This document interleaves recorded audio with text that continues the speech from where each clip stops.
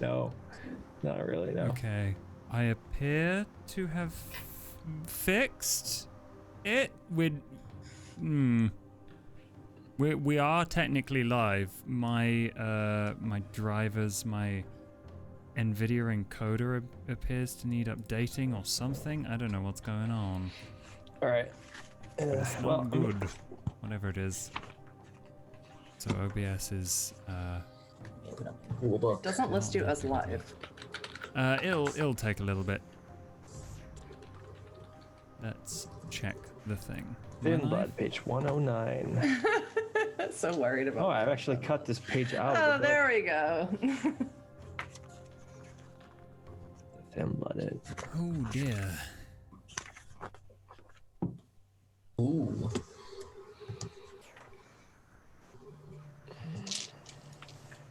I don't know, does anybody need to send off socials or whatever? That's probably a good idea. Whatever we professional World of Darkness streamers and YouTubers do. Yes. I wouldn't know. Yeah. Same. Oh shit! I forgot to post my channel. I'll do that now. Holy shit, my channel. Holy shit, my channel. Is this stream actually live? The stream is live now, yeah. Okay, Hell thank yeah. fuck for that. I love my background. I just took its little snippet from the V5 book and I worked really hard to make it not look square. Mm-hmm. Fire just looked like a square block. Supernatural stubbornness. I love that. Unswayable mind. It's so fun. I want to be supernaturally stubborn. I want to go to the Baron's territory today. Fuck you. What have I got? I hadn't looked at my powers. Oh shit! Ha! Y'all are fucked. Okay. You got powers? Josh, you did read your, because you're, out of the two, all of them, yours has a particular thing about yours that is unique in the notes. In the notes. Yes, I did read that. You did read that, right? Okay. I did read that. I understand. Got some powers with a little asterisks next to it. Yeah, basically. You are OP, an asterisk next to it. So are we ready? I am. I'm ready. Okay. Yes. So, first off, I just want to say to anybody coming in or anybody watching, this is, of course, a vampire game. This is meant to be horror. It's meant to be scary. So if this is not for you, or if it gets to be too much, mute the stream or pause it and come back to it, or watch the VOD, because I am intending to scare the pants off of these boys. It is my intention for this game. Secondly, this game takes place in Myrtle Beach, South Carolina, and I did take some fictional liberties with certain establishments that are no longer there or are not as close as I'm going to make them be for expediency purposes in the story. And finally, this story is inspired by the upcoming Cults of the Blood Gods, Wraith the Oblivion, and my own short story of Bane and Blood, which is, I think is what Josh is calling the stream. So, let's tell a vampire story. Halloween night, Myrtle Beach. Myrtle Beach is a place of extremes. You have mega churches that proselytize to their congregation straight across the street from strip clubs advertising amateur night. You have large family attractions that tower over colorfully named biker bars like Suck Bang Blow. You have people living in tin roof shacks and trailer parks that are overshadowed by those who live in absolute luxury on their beachfront properties. But on Halloween night, everybody comes together. Rich and poor mingle in the bars. Kids get candy from these mega churches taped to little printed Bible verses. And everybody, young, old alike, goes to Broadway at the Beach, where there is something there for everybody. Now, normally on Halloween night, it's not the night for kindred. There's so many people out. Police presence is increased, and there's way too many eyes that may stray onto undead activity that you just don't want. So it's very surprising when two of you awaken from your day sleep that you get a text from the Baron asking for you to come to his establishment. Now, two of you may have just woken up from your day sleep, but one of you does not feel that undead slumber, that need to sleep during the day. And that's you, Saul. When you get this text, you are busy trying on your Halloween costume that your girlfriend Astrid got you. It's a couple's costume. And she's sitting on the bed, thin and diminutive, wearing her Dorothy from the Wizard of Oz outfit, sans red slippers. And you're trying on the Scarecrow costume. And as you adjust the overalls and put on the straw hat, you hear your phone go off. Do you check it? Shit, yeah. Astrid, just give me a second. Yeah, you're gonna get the phone, go see who's calling. Man, I told people I want to be off tonight. Yes, Saul, you promised we're supposed to go to the pub crawl. Astrid, We're totally going to win the costume contest. Astrid, it's cool. I'll be your Scarecrow. Don't worry about it. All right, I'm just gonna check who's calling. What you see when you look at your phone is a text message that says simply, "Get your ass here now." And it is from the Baron. When's the contest? The contest is at 8. It's 6. Oh shit. Astrid, hey, sweetheart, listen, sorry, something came up. All right, I really got to take this. Okay, I'll be back in time for the contest. All right, you can call Frank. You can go trick or treating with him if you want, but I really got to do this. Okay. Trick or treating? I'm 19, Saul. I don't go trick or treating. Sorry, Astrid. I got a lot on my mind. Okay. Yeah, you always have a lot on your mind, Saul. You brought me to this shit town, and then you decided, I don't want to be a surfer anymore. No, I want to live in this stupid town and stay out all night. And Astrid, you go get a job as a maid in one of the hotels.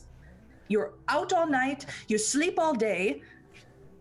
Astrid, I'm sorry, all right? Look, I really got it. I promise. No, fuck your sorries. You come with me to this contest or we're over. I'll be at the contest, I promise.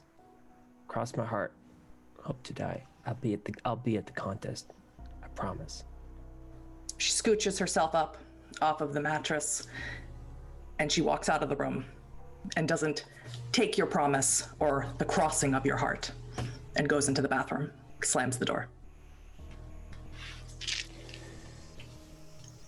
I set 3 alarms on my phone: 7:15, 7:30, 7:15, 8:15, and I get ready, grab the stuff I usually have. Your usual bag of tricks. Yeah, messenger bag. Yeah, got that one. It's what my dad gave me before I went here, and I'll stuff the costume down there too. There's enough room. I'll carefully fold the hat so it doesn't get ruined. But it's I mean, shit. This is all right. This better be done quick. Check the And gun. you leave? Yeah. All right. Isaiah, you who do awake from your slumber, you awake where you usually do, inside of the trailer that you have hitched to your restored 70s Volkswagen bus. People of your generation would have called a shaggin' wagon. Yep. And you tend to sleep in the small metallic mini trailer that you have hooked to the back. There's no windows, there's no ventilation, and you have managed to finagle a rather complex lock from the inside so that no one can open it. And you wake up surrounded by whatever you keep in there. Trash, some books, old ratty clothes. And you wake up and in your hand is already your phone. You tend to fall asleep with it in your phone, in your hand. I'm gonna. Do you check your phone? Yeah, of course. I'm gonna check it immediately. And it says exactly what Saul got. It says, "Get your ass here now." Ah, shit. Okay. Well, I guess I'm gonna get my ass there now. Do you change clothes or do you just go with exactly what you were wearing? I mean, unless I'm wearing pajamas, I don't see a reason. What is Isaiah wearing? Probably fell asleep in what he's probably jean jacket on denim. like denim on denim. Very with Bon just a Jovi. T-shirt underneath. Yeah, very much so. Okay. And you exit your trailer. Do you make sure that it's secure before you go? Yeah, Do you... I'm gonna just lock it. You know, make sure everything's not easily robbable, and then I'm Okay. gonna head out. Okay. Do you take the shaggin' wagon with you? How far is it to the alligator park? Well, you don't have an actual place that you stay. In Myrtle Beach, since you've lived there for quite a while, that you can park your vehicle in any Walmart parking lot, and there you can stay free of charge, as long as you sleep in your car. I'll drive my car there. All right. Never know when you'll need an old Volkswagen bus. Of course not. Dean. Now you wake up in a somewhat different circumstance. You wake up in the basement of where you live, along with your fellow Tremere who live here in Myrtle Beach. You wake up in a room with multiple Tremere. You all have your own assigned beds. It's very nondescript. It's very boring. And all of you rise at generally the same time. There's a small mini fridge there. And everyone just gets up and shuffles to the mini fridge because they are only allowed to feed a certain way. And that's through blood bags, and you happen to be one of those people. Mm-hmm. Yeah, I need to feed, so yeah, I go, I grab a couple of blood bags, and I... Well, that reminds me. Let's see how hungry everyone is this evening before we see if Dean actually does need to feed. Okay. So if everyone wants to give me one rouse check. Okay. And let me know what your result is. Yeah, I get a dot hungrier. I get one Okay. hungrier. Rolling physical dice. I did not sap a roll 20. Sorry. Yes. Does everyone have dice? Yes. Okay. Success. I'll trust you. I am missing one of my red ones though. Should be like me and use green and yellow instead of red because you don't have red. Okay, so Dean, you wake up hungry, essentially. So you wake up at 2 hunger. Mm-hmm. And Saul, did you get hungrier? Did you wake up hungry? Yeah. No? That's Okay. fine. I'm Isaiah, not Saul. I'm sorry, not Saul. Okay. So unsurprisingly, Isaiah and Dean, you both wake up hungry. It's pretty typical for you on any given night. So Dean, you go to the fridge, you grab a couple of blood bags. The allotment you have for the evening, I believe, is 2. Mm-hmm. Okay. Yeah, I am not going to waste any time. There's no point in conserving it for later, so I drink that.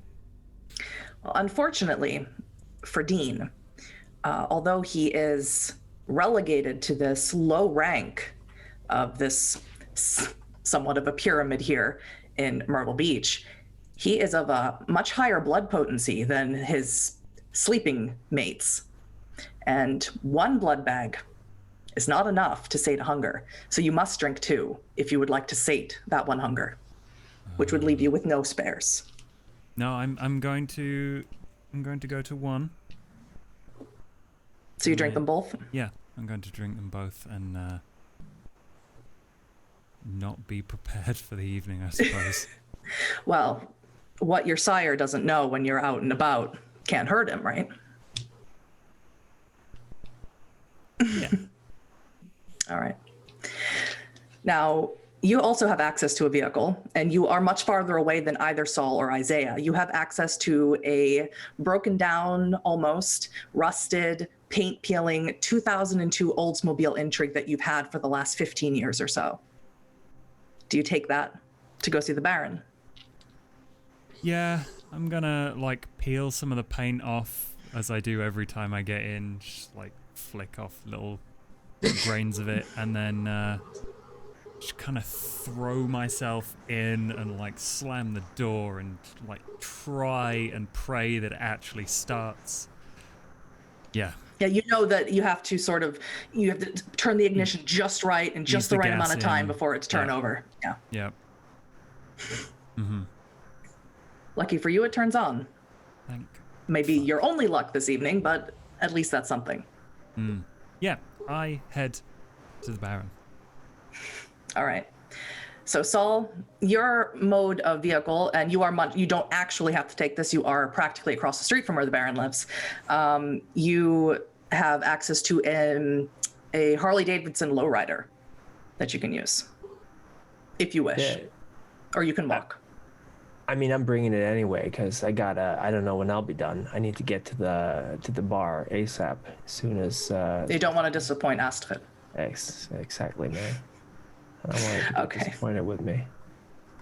So all of you convene then at roughly the same time. Probably Saul gets there first, not having to awoken and being so close there. You all convene in front of Alligator Adventure, which you all know to be the domain of the Baron of Myrtle Beach.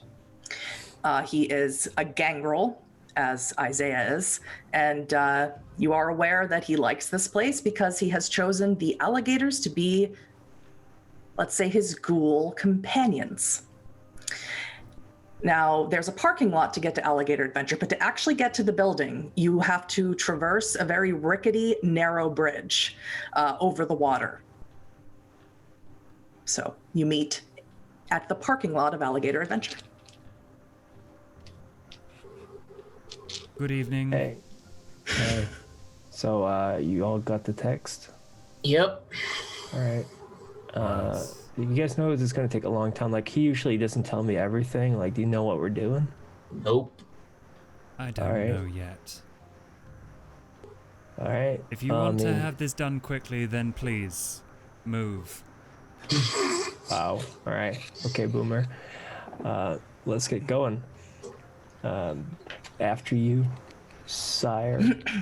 That's the word, right? No. Most certainly, I would never sire anyone like you. Good evening.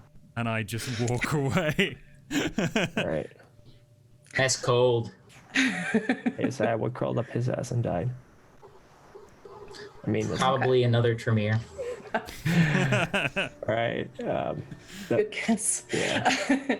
Okay, so you all must go single file across this narrow bridge. It moves when you walk, so want to make sure that all of you are walking in generally the same pace, not shaking it too much. Who is in front? Me. Okay. Dean, you are in front. Can you give me wits and awareness, please? I would love to. That is 5 dice for me. Ooh, okay, that is 3. Excellent. So, as you're walking and looking left to right, down into the murky water, it's very dark. Normally, you wouldn't be able to see what's going on down there, but you're just extra perceptive this evening. And you see the alligators doing something strange. You've been here many times, and the alligators are usually pretty relaxed, especially if their baron is there, their master. These alligators don't look relaxed. They're irritated. They're swarming over each other. They're biting at you underneath the bridge. They can't reach you, but they're snapping at where your feet would be were there no bridge there.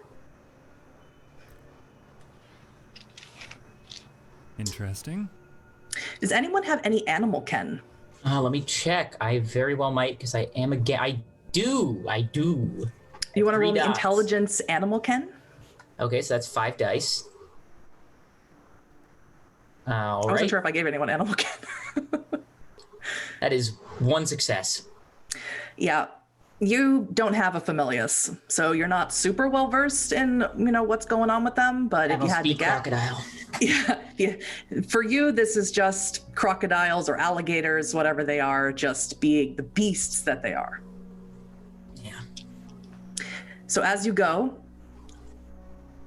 Jean being the only one who notices that these alligators would very much like to rip into them for some reason, that they're very much agitated, you make it to the entrance. Now, the entrance outside is entirely of moist, smelling wood. It is forever humid and tepid and moist in this place because of all of the reptiles that are in there. Who would like to open the door? I assume Dean, since he is first there. Yep, Dean is not waiting for them at all. He's Okay. just... Do you hold the door open for No. your coterie mates, or no? Actually, he thinks better of it. and he does wait for them. That's very proper of him. So, Thank who was you, behind? Dean. Who was behind Dean since he was holding the door open? I assumed I was taking up the rear. Okay, so Saul, you're the first one in, then Isaiah and Dean to follow. So Saul, when you walk in, you've been here a million times. It stinks. It's horrible decor. Everything is all alligator and beechwood themed. It's just so tacky. It's horrible. And who you see standing there in the lobby is a woman who you've only heard of. You think maybe you've seen her before, but you definitely know who she is. She's the Baron's right-hand woman, a Toreador, if you're not mistaken, named Marianne Park.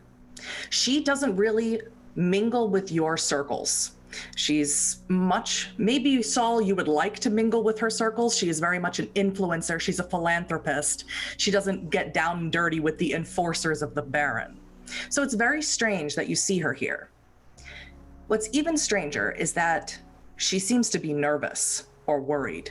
She's taking on those human affectations that she should have left long ago, tapping her hand against her thigh and pacing back and forth.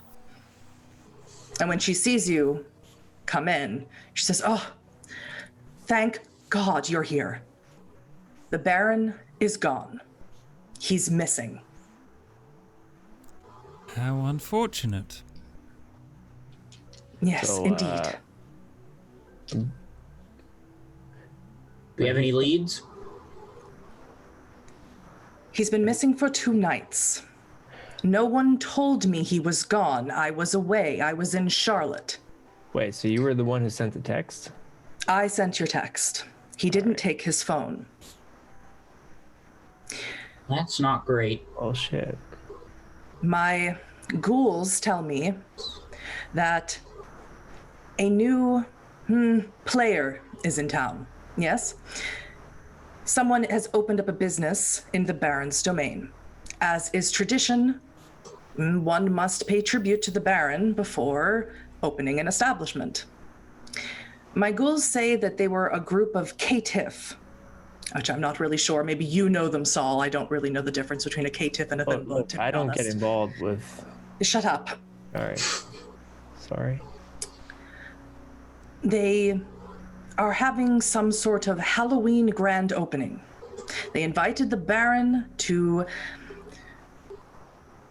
have a grand tour or something 2 nights ago, and he hasn't been back, and he left his phone. No one can, and I've sent 2 other coteries in there. They haven't come back. I'm running out of options. I don't know what's going on. On top of that, I have reports this evening of an SI raid. I still don't know where it's going to be, but it's coming. And we have to be prepared, and we cannot be prepared without the Baron. So you've already sent 2 other coteries into this meat grinder. Yes. I know it doesn't look very good on the outside, but if the SI come here, without the Baron's help, we are all done for. Do you have any other information on this place? Anything those coteries gave All you I before know getting is ground that up? it's... No, I have no other information. All I know is that it's some sort of attraction, some sort of spook house that these caitiff women built, and they're having their grand opening tonight, and it's at Broadway at the beach. And that's all I know. I have no coteries left in this domain who will listen to me, besides you. Who's I to know say we you are listen the to you? Baron's. You are the Baron's coterie. If you have any concern about your own unlives or the unlives of the people in his domain, you must help me. Marianne, I understand, and I think knowing that there are people who are disappeared visiting this place makes me hesitant to go, but since the Baron is in danger, or was, I think the 3 of us can do an admirable job retrieving him or any information as to his whereabouts. I will ask I'm sensing you, a but coming, though. You do. I would appreciate if you gave me your phone number so that if I require you to make an executive decision when we come to some sort of negotiation with these women, your presence is probably required.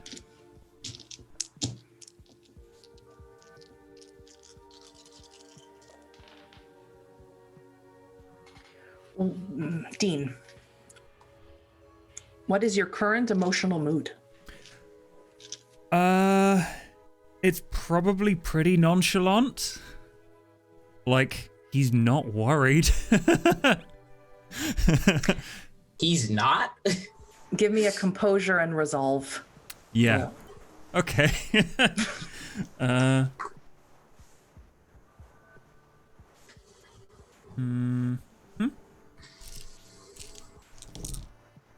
Okay, that is 1, 2, 3, 4, 5. He's a frosty boy. He is. Marianne looks at you, squints at you, cocks her head a little, and then she simply concedes. I will give you my phone number, and I'll do you all one better. I will offer you a boon from me personally. And I can't imagine that if you rescue the Baron, or at least discover what happened to him, that there won't be others who will be grateful enough to offer you more gifts. But I can assure you a boon from me is quite valuable. And very generous. Isaiah, Saul, Fine. Look, man, if we can get this over with as soon as possible, that's cool with me. As soon as possible. This is the Baron that we're talking about. I am offering you a boon. Yeah, we'll get it dealt with. You want the Baron back or not? Just saying we got. I want the Baron back, but I also want you to understand the gravity of the situation. I don't deal with your coterie. I don't know what you're all about. But someone who just wants to get the job done and quick is not the person I need rescuing the Baron of Myrtle Beach. I'm sorry. Job's I didn't get offended by it. I just said, I mean, if he's in danger, we gotta get to it, like a display, you know. The job is to rescue the Baron. Getting it done quick is the best possible outcome. She sort of turns her back so she's facing away from Saul and Isaiah and hands you her number on a laminated business card that says Marianne Park on it and hands it to you, Dean. Oh. See that these boys are kept in line and get it done I trust cleanly them. and quietly. Of course. Too many eyes tonight. Precisely. It will be done. You know where Broadway at the beach is, I assume. I do. Wonderful. I will be here, standing by, in case you need me. Thank you very And much. she just shows you to the door. Oh, yeah. Yeah. Now, Saul, Isaiah, we have a mission, and clearly Miss Park is very insistent that we do this properly. So, follow my lead and we won't have any problems. You got it, Dean. Thank you. Isaiah's just gonna give like just exasperated eyes, just like fine. Well, the big question is, who's gonna drive all of you there? Am I the only one with a car that it can fit all of us? The Oldsmobile Intrigue can fit all of you. Yeah, But definitely you all can't pile on top of Saul's motorcycle. that would be fun. I'm gonna offer up my restored VW. That's up to them if they accept. It has all the paint still on it. If you can drop me off at a place after we're done, sure. Yeah, you got. Yep, no problem. All right. Yeah, that's cool with me. I'll take you wherever you need to go. Do you Thank agree, Dean? Oh, yeah. He's interested in being in any other car. Understandably. I like to think I've done a nice job on this car. Like, it's in good condition. This is one of the only things I take pride in. Now, you all pile into Isaiah's shaggin' wagon, and you pull out of the parking lot onto Route 17, which will take you straight down south to Broadway at the beach. As you're driving, Dean, you get a text. Actually, you get 2 texts. One is from Marianne, who has decided now not to text the rest of your coterie and only you, since you showed the most decorum, I suppose. She texts you that the name of the establishment is called The Hollow. The Hollow. And the second text that you receive is from your sire. Owen. And it's just a single word, report. Question mark. Yeah, just sat in the back of the car. I give a detailed report of the situation. He doesn't text you back. I delete the text. Is your phone on silent or vibrate? It's on vibrate. When it happens, I'm just like, Marianne tells us that the place we're supposed to visit is called the Hollow. All right. As there were 2 buzzes. I'm very popular. I won't pry. I'm gonna just blast Vietnam era protest songs. time has come today. Yep. Teeth shaking volume. Yeah, so you can really feel it in the Yep. heartbeat that you don't have. Yep. So Isaiah, as you speed along south, take the big rotary that will take you right to Broadway at the beach. Saul, you get a text Oh, from Astrid. shit. And it says, I'm not waiting. I'm leaving. All right. What time is it? Come right now? find me at the pub crawl if you change your mind. All right. What time is it right now? Is it 7 yet? It's about 7 o'clock. Oh, Just about to turn 7. So 6:57, let's say. Shit. So you guys think we're gonna be done within the hour? No. No. Because I kind of have another thing that I.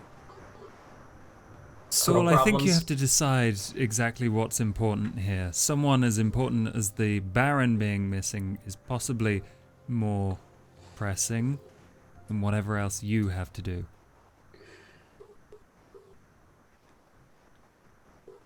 Do Yeah. our characters have like a rapport? Do we know each other about each other a bit? Or I would say that you and Saul would likely have the best relationship, although you likely don't hang out outside of Yeah. coterie tasks or missions. Dean would likely be the outsider of your group. He would be very nonverbal, monosyllabic in his answers. You wouldn't know him outside of any missions you've done together. so you have done much dumber shit than miss whatever this date you have planned is going to be. I'm sure if this takes too long, you can sort things out. Yeah, whatever you say, man. Well, we can help you. We're here to do a task for the Baron. I don't see why we can't also make up for the things that we're otherwise missing tonight. And let's just get it done with. We'll figure it out later. She's gonna be fine. It's just we got this thing with the pop crawl going on. It's Halloween. It's Gonna like look down into is Saul's bag on the ground, like on the. yeah, it's on the It's, I'm gonna look into it. A costume in there? yeah. What you going as? It's Scarecrow. What's the movie called again? Wizard of Oz. Wizard of Oz. That's the one. Yeah. I mean, after Here's the deal. That movie, yeah. If we What? take longer than an hour, I'll take some scrap metal from my trailer back there. I'll throw together a Tin Man suit, and we'll get Dean dressed up like a lion. I'll take some fur lining out of one of my jackets or something. Well, I'm sure that'll help make up for it. That'll be why you're late. You were getting together the rest of the gang. thanks, man. I really appreciate it. It's really, really hard. You know, I keep telling her I got shit to do, but you know, I can't break the masquerade. You got the tradition. Like, is it called the traditions? Like, Yeah. I'm gonna just look at Dean and be like, "You're gonna do this, Dean, right?" With like murder eyes. Yes. I'm gonna use Eyes of the Beast for a minute. Yes, of course, we must protect the tradition. Driving, you turn and look at Dean, and your eyes actually turn red. Yeah. Intimidating him. We're gonna to wear do a this, lion right, costume. Dean? Yes, of course, we must protect the traditions by dressing up. Thanks, I really appreciate it. Figure out who's going to be Toto, I guess. Baron. Use feral weapons, turn my hand into a little terrifying dog head. Speaking of the Baron, let's see if you guys could actually find him. That would be a good first step. Okay. So as you pull into Broadway at the Beach, of course, Dean, you are the most familiar with Broadway at the Beach as you actually live here. The place where you woke up this morning, unfortunately, was Broadway at the Beach, inside of a place called Magic Quest, or Magi Quest would actually be how you pronounce it. But for some reason, the people of Myrtle Beach just say Magic Quest for no reason. And where you wake up, where you had woken up, is like a giant wizarding Fantasyland building where children can go in with wands and point the wands at things and make things happen. It's totally electronic and it's totally a front for Tremere activity. And that is where Isaiah, you park. It is the largest parking space here at Broadway at the Beach. So, and of course, I assume, Isaiah, you'd be aware that this is where all the Tremere are. It's so obvious, as Tremere tend to be. This is where they live. Well, this is embarrassing. This is incredible. This is Dean, I hope you know I'm never going to let you live this down. Yeah, it's an indoor-outdoor attraction, so you see children running around in robes and with wands and stuff, sort of running in and out and all around. And of course, it's Halloween, so there's lots of people there. And Dean just hates this part. When you're not running, when you're not running with us, are you dressed up like one of those wizards in there? I can find you a cloak and a wand if you'd like. Yeah, show us your wand, Dean. Dude. So, All right. you packing? Beg your pardon? It's a nice way to follow up that sentence, man. I got my gun with me. Make sure it's, in working order. We might need it. Yeah, it is. He's got to have my ass if it's not. Actually, since I don't actually remember, we should discuss. Saul, you, I believe, have a range of weapons that you carry on you in the baggy skateboarding clothes that you wear. Yeah, I mean, the sheriff handed me a whole bunch of stuff when I got the job. Yeah. I got a 9mm, I got a switchblade, and a boning knife. So right, those are all given to you from the Baron, I believe, since the Baron does not have a sheriff. Isaiah. Yeah. You have... sorry, Baron, not sheriff. My bad. Don't have disciplines, make up for it with gun. Yeah. The ultimate discipline. Just I bought cast myself a 5th new level gun. 5th level potence. Basically is what I was going for with that, yeah. Isaiah, you have access to a gun as well, or do you not? I probably would have like an old police revolver, like a 38 special. Okay. Nothing fancy, but it's like worst case scenario. It's a good party popper. Being the personality that you are, you probably don't like guns very much. Not a huge fan. Yeah. But, just in case. Needs must when the beast drives. Yes. And Dean, you have access to a 308 Browning, or am I wrong about that? Automatic 308 Browning. A fucking BAR? Yeah. That's a light machine gun. I love know. that.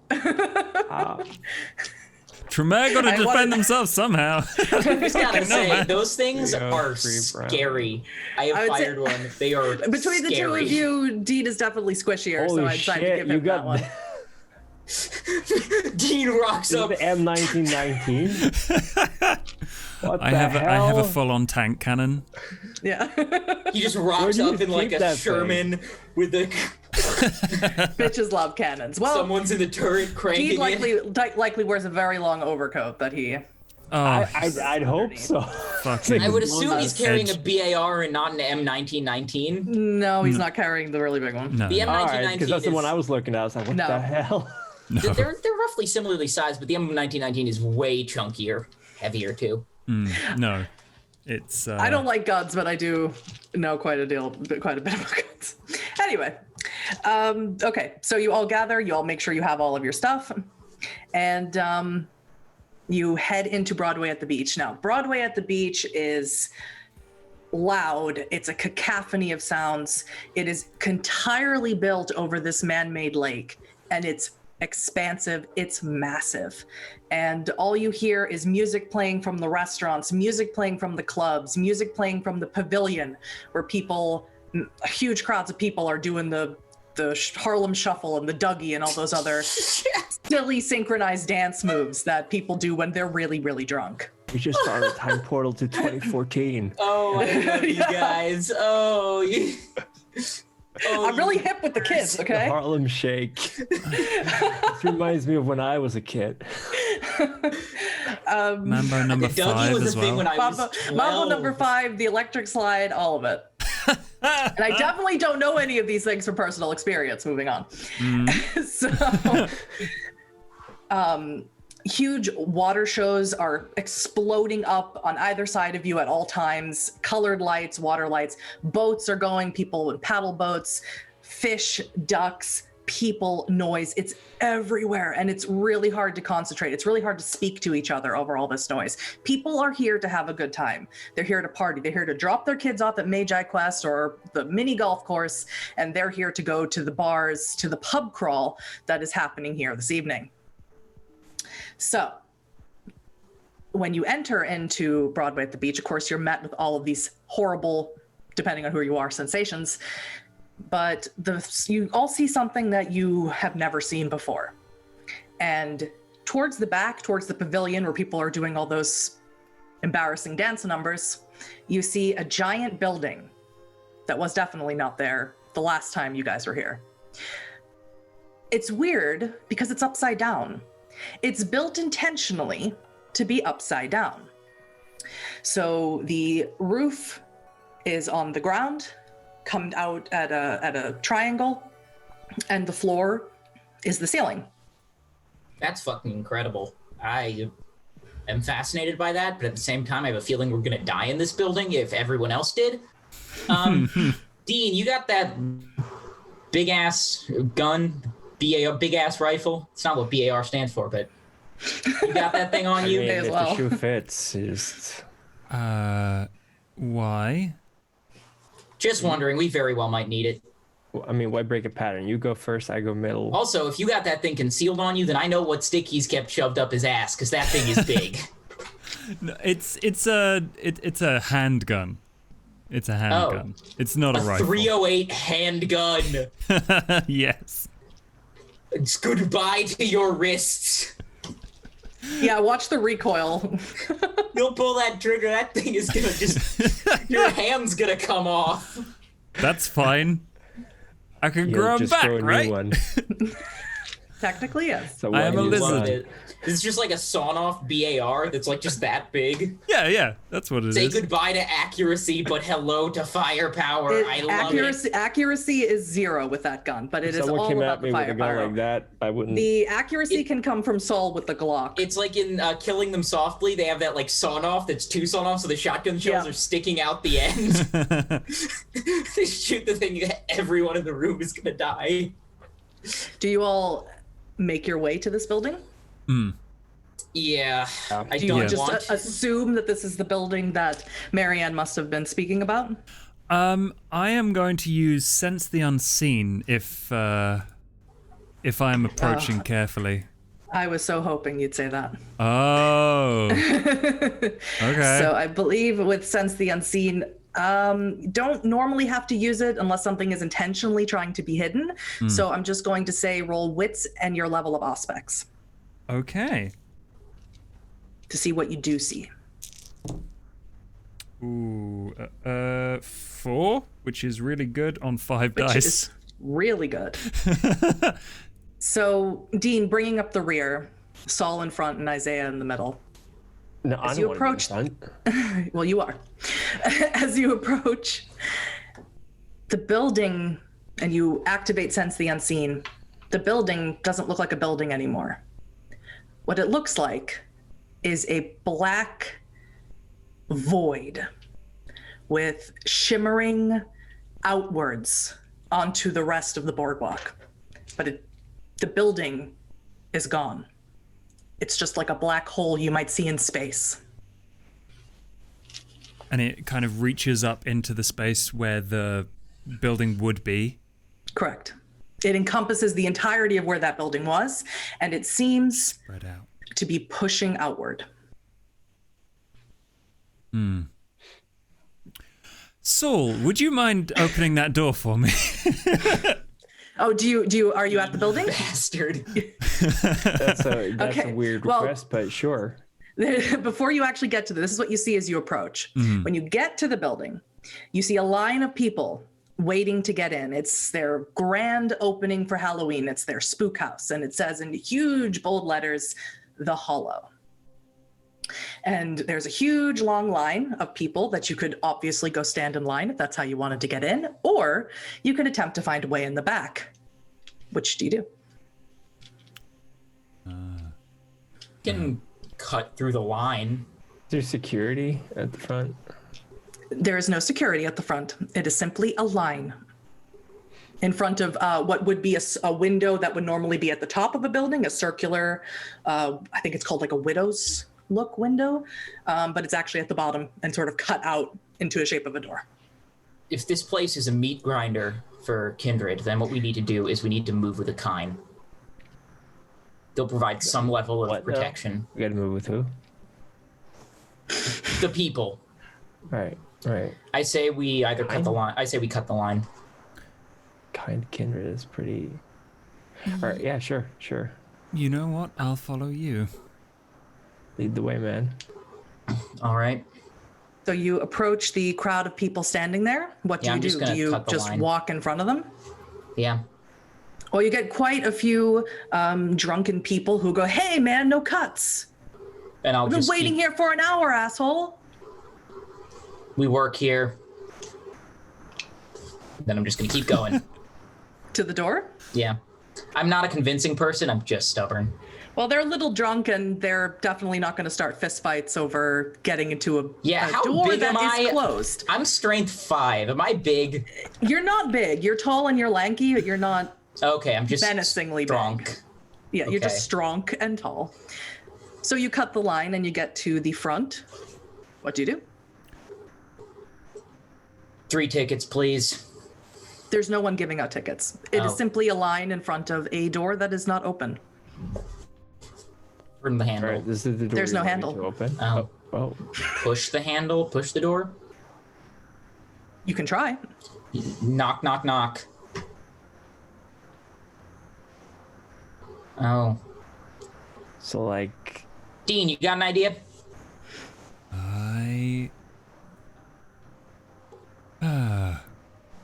I think it's time for Dean to start using his intellectual prowess. He's going to just stop, stock still, and think about this for a minute. He's going to be the embodiment of the thinky emoji for a little bit. Do you still have Sense the Unseen activated? Yes, he's watching Isaiah interact with this void. Isaiah is interacting with exactly that. He's interacting with a void.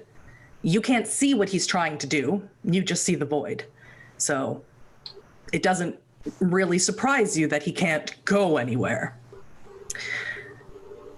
If you look around the building, to the right-hand side of the building, it doesn't seem as strong, the void, as in the front where everyone is entering. Seems to be shimmering a little bit more. Seems to be, you can almost see the building behind the darkness. And there is a light and what looks like maybe a utility door where there are trash cans and things like that. Isaiah, I don't think that's actually a door. Oh. Okay. Lead Dean, the way, are you Gandalf. going to share with them what you are seeing or no? No. Not yet. Not yet. All right. Although I do warn them, be careful, there is some form of unusual activity here. I'll explain when there aren't people around. Makes sense. That door over there seems like it might let us through. Right? So you wanted me to open it? As you walk away from the crowd and around this right-hand side to the utility door, Saul, roll me wits and awareness. You got it. Wits awareness. That is going to be 6 dice. Holy moly. Wait.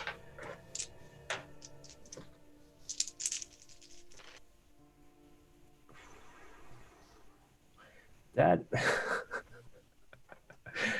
6 successes. Messy crit.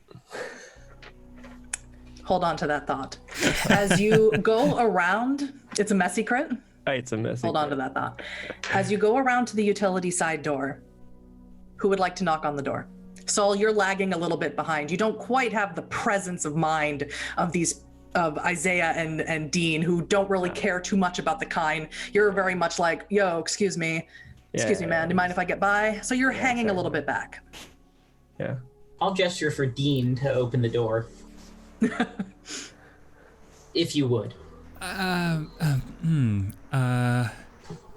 course. And I make sure I've still got Sense the Unseen on, and I just watch as I attempt to open the door. And as you reach to open the door, you can't. It's like it's not really a door. It feels solid, like it's painted on, but it's there. It's in 3D. You can see it's at 4D even. It's in this world. But when you touch it, it's like it's not really here. And that's when the door opens and a woman is standing there. And she's actually have something for this, but I don't. But I moved it. A woman opens the door, and she's dressed in what you would consider to be a Grecian-style black toga dress, and she has a lace eye mask on. But her eyes are black. The whites, all of it, entirely black. Dean may know kindred who can do things like that, but it's difficult to know if she is wearing contact lenses to make herself look this way, or if she is one of those kindred. Isaiah, you would not be familiar with them, and Saul is still trying to get around the crowd, trying to be polite. On second thought, maybe there's another entrance. She says, "Good evening.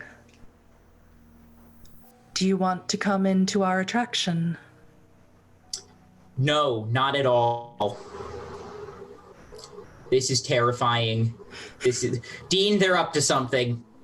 Yes. There's nothing. Everything here is meant to terrify and entertain. I have no doubt. To terrify us and entertain you, perhaps. Where's the Baron? The Baron? I do not know of whom you speak, but if you'd like to come in, we are just about to open. I can give you tickets on the side. So, as she's saying these things to you and creeping you out, Saul, you finally make it out of the crowd, and you see Dean and Isaiah talking to some woman who's dressed very fancily. Now, with that messy crit, out of the corner of your eye, you see the windowed door that Isaiah couldn't open, that wasn't like a real door, suddenly burst open, and all of the people go in. And people are running in. They're so excited to go in. And some people who weren't waiting in line, who just happened to be passing by, sort of skirt around the velvet-lined That was the line. And sort of skirt around, duck under it to head in without having to wait in line, buy a ticket and things like that. And you're almost positive that you saw a wicker basket and ruby red shoes run in. Shit, do I? So with the messy crit, you turn around instantly and start racing into the hollow. Yeah. But you trip on the velvet-lined rope, and you sort of get all tangled up in it and make a very loud noise that Dean and Isaiah definitely hear, that you're all tangled up in this velvet rope and the brass knobs and everything like that, and the door closes. Shit. So Dean and Isaiah, you definitely hear that as you're speaking to this woman. You okay? Yeah, but man, we gotta get in there, man. Well, we found a way in. There's a door around. All right. Okay. Yes, come in. We're I about can't to believe I'm begin. God this. We got. Saul, we better win fucking best costume. Yeah, man. No problem. God. Okay, gotta focus. And so she Let's go. backs up away from the door into a very dimly lit hallway, and she holds her hand out and she says, "Follow me. Come inside." Yeah, I'm just. Do you just go? Yeah, I just go. Shit. I just go. I'm kind of like in a stare down. I'm trying to be like as stubborn as possible. But then the moment Saul goes by, I'm like, oh shit, okay. I'm not letting Saul die in the... Dean, do you still have Sense the Unseen activated? He's gonna be super fucking sus about everything going on here. I'm so going to assume that you're going to have it activated unless you tell me specifically you don't. Yeah, it's probably a bad idea to be fair, but yes, he's going to be spending a lot of time observing, and just like as soon as Isaiah's like, well, fuck, it's like, yes, I think we've lost our advantage here. After you. Right. So, as you walk in, Saul and Isaiah walk in with different degrees of trepidation, but Dean, you walk in and you are fully aware that you're walking into a void. But as you step over the doorway, it suddenly looks like a regular hallway. The void is gone. And when you turn around to the door that you just stepped through, you can see the void again. But inside here doesn't seem to have been, whatever that void is not encompassing the inside of the building.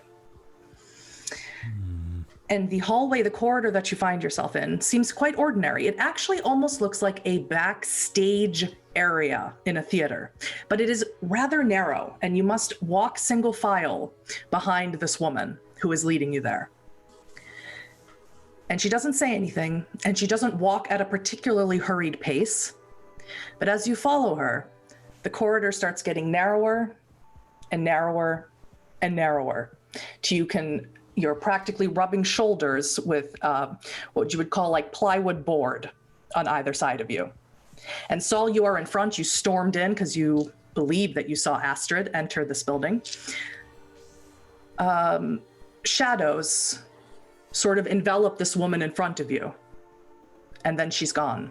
And all that's in front of you is a wall. Shit, where'd you go? You can barely turn around to speak with each other. And it's almost as if this is getting tighter by the second. She disappeared. This is just plywood? It is. I'm gonna break it. Strength and brawl. Hell yeah. This is what I'm good at. Not even a consideration, just like, I don't like tight spaces, boom. Yep. Okay, that is 1, 2, 3, 4, 5. That's 9 successes. Oh my god. You smash through that like the Kool-Aid Man, like the Incredible Hulk. You practically just walk your body into this plywood and it explodes and makes a ginormous entryway into the room beyond. Do you want to follow him in? Oh yeah, sure. I mean, I was getting agitated by her slow walking speed, so I'm just right behind him. And what you see when you enter this room is, of course, a lot of the people who were standing outside. Not all of them, a small group of them who were wandering through this haunted attraction. And the room that you're standing in is furniture. It looks like an old Victorian style room. Furniture is on the couches on the ceiling. The fireplace is on the wall. It's very trippy, very strange. And the people sort of just scream a little bit, just, ooh. They think it's part of the show that you busted in through this. But they're all doing okay. They all look okay. They all look like they're having a really great time walking through this haunted house. Do I see Dorothy? Do you see Astrid? Yeah, somebody. Do I see someone looking like Dorothy? I didn't tell you she went in here though. Oh yeah, you didn't. You're right. Maybe he's just intuitive, but you didn't. I look around. I don't see her. I'm like, sorry, folks. Wrong room. Just keep going. Dean, you're the last one to exit out of that corridor, right? Mm-hmm. When you turn around to where you just came from, that huge hole that Isaiah made, the corridor's gone. If you touch it, it's a cement wall. I'm gonna punch it again. You're gonna punch the wall? Yeah, I'm gonna see if it's. I don't trust this shit. Plywood. Might as well. Okay, that's 4 successes. So you punch into hand. this wall, and it does make a cracking sound, but you don't see a crack form, and it doesn't feel great. And I'm going to give you 1 superficial damage for that. Ow! Fuck. And Dean, when you watch him do this, he's punching his hand right into that void that you saw outside. Careful. This place does not follow the normal rules. Yeah, I think I figured that out. That wasn't a wall you punched. It was... I can't quite explain it, but it is effectively a void. It's nothing. Would you like to try and see if you can rack your brain somewhere you know what this is? Yeah, I'm gonna... You would be the only one of the coterie who might. I'm gonna Who apply cares about this his... shit? We gotta go. We gotta go, intelligence. man. Intelligence occult. You go ahead, Saul. I want to work this out.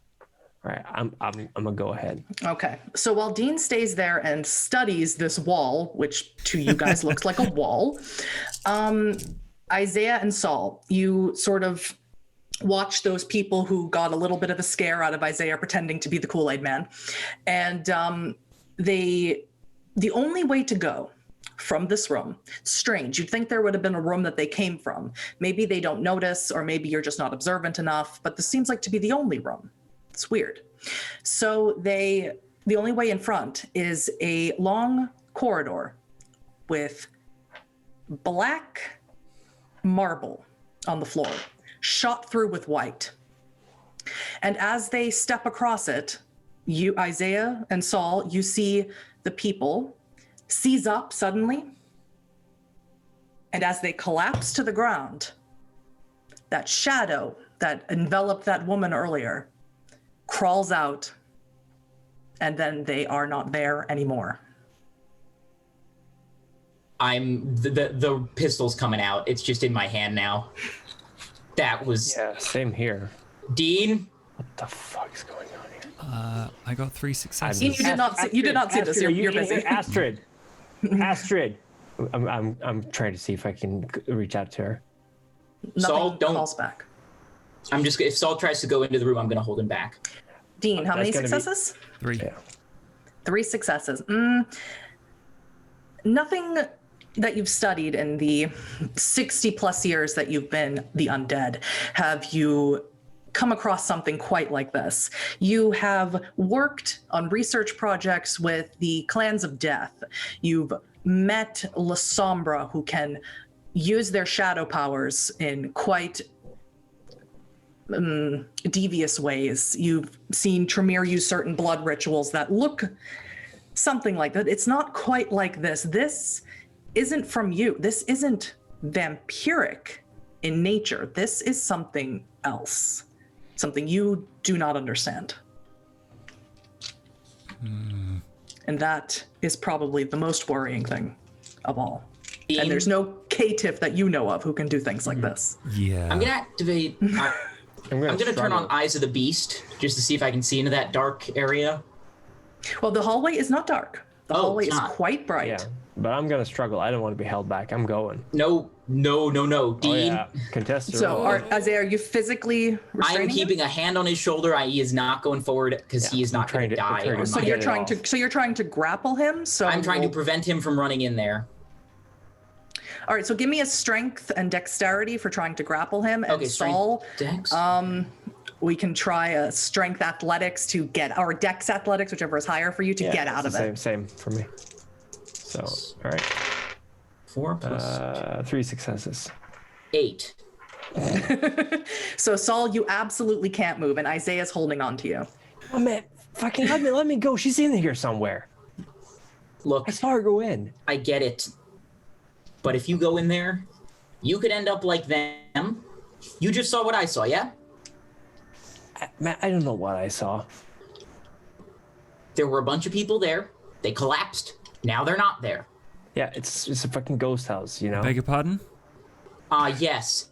Yes, normal things that happen at haunted houses. The customer base collapses unconscious and disappears. There's something you're very like wrong. 60. Have you been keeping track of what's happening in ghost houses lately? They got like things going up and down. I'm pretty sure they don't. Gear. Things going up and down. Look, both of you, I don't know what's going on either, and I can't quite explain it. There is something that is not like us controlling this space, and as long as we find a way out, I think that should be our priority. What do you mean something Fuck that's the not Baron. us? What, fucking werewolves? What, man? If you have ever seen a werewolf that can trap a building within a void of nothing, Look, man, then I will concede to you my place in the pyramid. Let's just... What's the pyramid? Is that related to the tower? Yes. Let's... Let's try and leave. We have a job to do. I Dean. am not leaving until I find Astrid, okay? If we There can't is only leave, then the Baron one can way leave. forward, just so you know. Yeah. I'm gonna do I have any? I'm gonna take a bullet out of my pistol and I'm gonna toss it in the hallway, see what happens. You do so. Ding, Nothing ding, happens. ding. Can you like break the floor or something? It hit the They're down. floor. It adhered to the laws of gravity and physics. It acted just like a bullet being thrown across a marble floor. Yeah, but like, Dean, can you like? No, sorry. Why doesn't everyone give me a wits insight? Oof. Ooh, things I'm not good at. I don't. I think. know. Yeah. 2 dice. Let's see. That's not too bad. One gotta use a point of success. willpower Holy for this shit! one. How Okay, many that's success- 1, 2, 3, 4, Maybe not. 5. God, Josh is rolling like a god today. Holy shit. Yeah. I like my dice. Yeah. They're shiny. Saul, did you get any wits insight? I have a 6 dice pool and I rolled 1 success. So, Okay, and Dean, the magic number is 5. 5 successes. Jesus. Now, this is a haunted house. You know that they'll have electronic noises making spooky sounds, and people in other parts of the building may be screaming from being jump scared. But while Isaiah and Saul sort of argue back and forth about no, we're going, no, we're staying, you hear moaning. And it dawns on you that you've been hearing this moaning since you've been in this room. And the moaning is coming from that hallway. You think it's coming from the floor. I get out my gun. Everyone, prepare yourselves, but there is a floor that is haunted. You can activate feral weapons. You broke through the wall like I'm gonna fucking make my Kool-Aid, man. hands Just break the- real just break the mean floor. looking. And that is a succeeded rouse check. Excellent. You're still at 2 hunger, I believe. Yes. Yeah. All right. What do you do? I'll go first. I'll be quite close behind you. Isaiah, what forward. exactly do you do? I'm gonna take a deep breath in. 1 foot. Are you placing a foot on this hallway? Yes. Is anyone else placing a foot on this hallway? I'm right behind him, but I'm not in the hallway yet. I did just Isaiah. tell him that the floor's haunted, though, so... The floor is lava. Isaiah, when you put a foot on this floor, you hear the moaning now too, and you are certain it's coming from this floor, and it's loud. And as soon as you place a foot down, a vision flashes in your head of a man standing in the shower, and he's naked. And behind him is a woman with a knife. And she goes in and she stabs him again and again and again. And you feel it. You can see what she's doing, and you feel the stab wounds coming into you. And also you feel as if you are stabbing this person as well. You feel the blood slick on your hands as the knife almost cuts you as you keep stabbing him. And then it's gone. And I need you to roll me your unspent willpower. Oh no, that's not a lot of dice. That's one success. It's not enough. You jump backwards, almost like a cat that's been scared. You jump several feet back out of that hallway, and you are freaking out. You're not frenzying, but you feel like you are going to bust your way out of this building, or you are going to die trying. Mm-hmm. So you see Isaiah freaking out, banging against the walls of this room, these cement walls that are suddenly cement, that were not cement when you first entered. Saul and Dean, that is what you see. Is there any way out? Do we have to go across the floor? There is no other way out of this room. So, how good are you at climbing? Pretty good. Pretty okay. I've done some free climb. I'll do bouldering like once every month with a couple of friends. I don't care. Climb around this floor. All right. And see if you can find any way out through whatever. All right. Now there is furniture in this room. It is stuck to the ceiling. It's stuck to the walls. You could certainly attempt to rip it off the walls and place it down on this floor.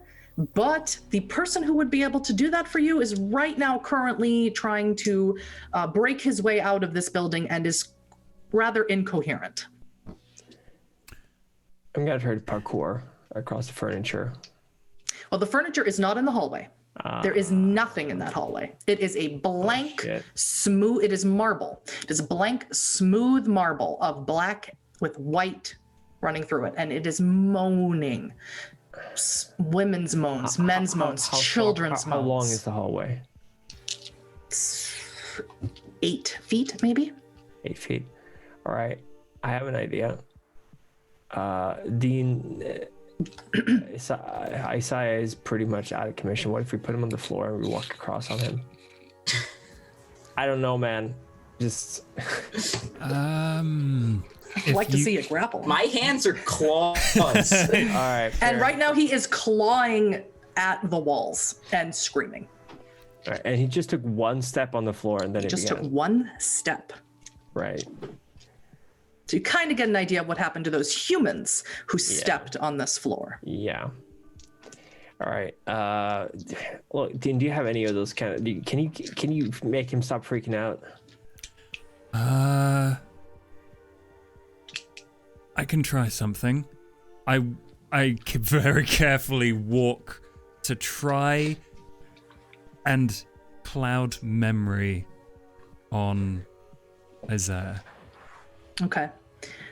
So that's your charisma and dominate versus Isaiah's wits and resolve. Okay, you're gonna win this one because I have 4 dice. Never mind. 2. Oh, 2. When you're frenzying, you have +3 against mental He is disciplines. not. He is not. Oh, he's frenzying. not. Oh. No. Oh no. This is something else. Okay, I'm gonna try and make him forget that something else then. That's 2 successes for me. Okay. I got 2. No, 3. No, 4. But that's enough. You got 4 successes? All right. I got 4. I'm just trying to make him forget the time that he stepped on. So the as floor Isaiah onwards. is just scratching and beating his fists almost bloody against this cement wall. You pull onto his face quickly, kind of roughly, and you look at him and you say, "Forget." And he forgets the last 10 minutes or so. So for Isaiah, he's not really sure how we got into this room. Where are we? What's going on? Isaiah, look at your hands. They are claws and they are bloodied, so I'm gonna be like, oh shit. All right, dude, we gotta get across the corridor. We can't touch the floor, man. You see the furniture over there? Like, if you can do this all solid and just break it and like make some kind of walkway across, I'll help you carry stuff. But Not a problem. Okay. All right. And it wouldn't be a problem knife. for Isaiah, who is extremely limber and extremely strong. So ripping off couches, 2 sets of couches should be enough. And if you throw the first one into the hallway, then you can place the second one with a small gap in between that you all should be able to clamber across. But of course, I will need a Dex Athletics roll from everyone to make sure they don't fall. Okay. Oh. That's a good And I roll assume for me. Saul would be going first, as he is desperate to try and find Astrid. Oh yeah. I'm practically running. So that is 2 successes for me. Isaiah? How many? 4. 4? Sorry, I didn't see it. Dean? I'm gonna rouse check to get an extra dice on this. Yes, sir. Okay, I'm at 2 hunger now. You actually are a boomer. No, it's like, wow. Okay, so that's Is your Dex Athletics not very good? no. Oh, no, not really. Holy crap, not really. Oh wow. Are we talking like dice pool? Is it one Okay, dice I or got one 0 die or two? successes. As I I assumed. Do you like to do a willpower? I will try and re-roll 2 for 1 willpower, and I get 1. I get 1 success. So whatever. Okay. We'll do this in turn order then. Isaiah, since you were the ones who threw the couches, we'll say you're the first to go. And for you, it's effortless. It's easy. You're like a cat, you're fluid, and you jump from the middle of one couch, boom, it creaks. You jump to the middle of the other couch, and then you jump into the adjacent corridor that verves to the left. So, you jump to one couch, no problem. You jump to the second couch, no problem. You miss landing in the corridor that is not made of black marble, and you land right on the black marble. Can I grab him? You can certainly try. Give me, what would that be? Dex Athletics? Okay. See if you can grab him quick enough.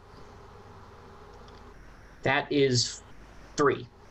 That is absolutely enough. So right as you see Isaiah that he's not going to make it to where you are, and you grab onto his hoodie or whatever he's wearing and Just pull his him blonde hair. yeah, pull onto his blonde hair, and you pull him into the hallway with you.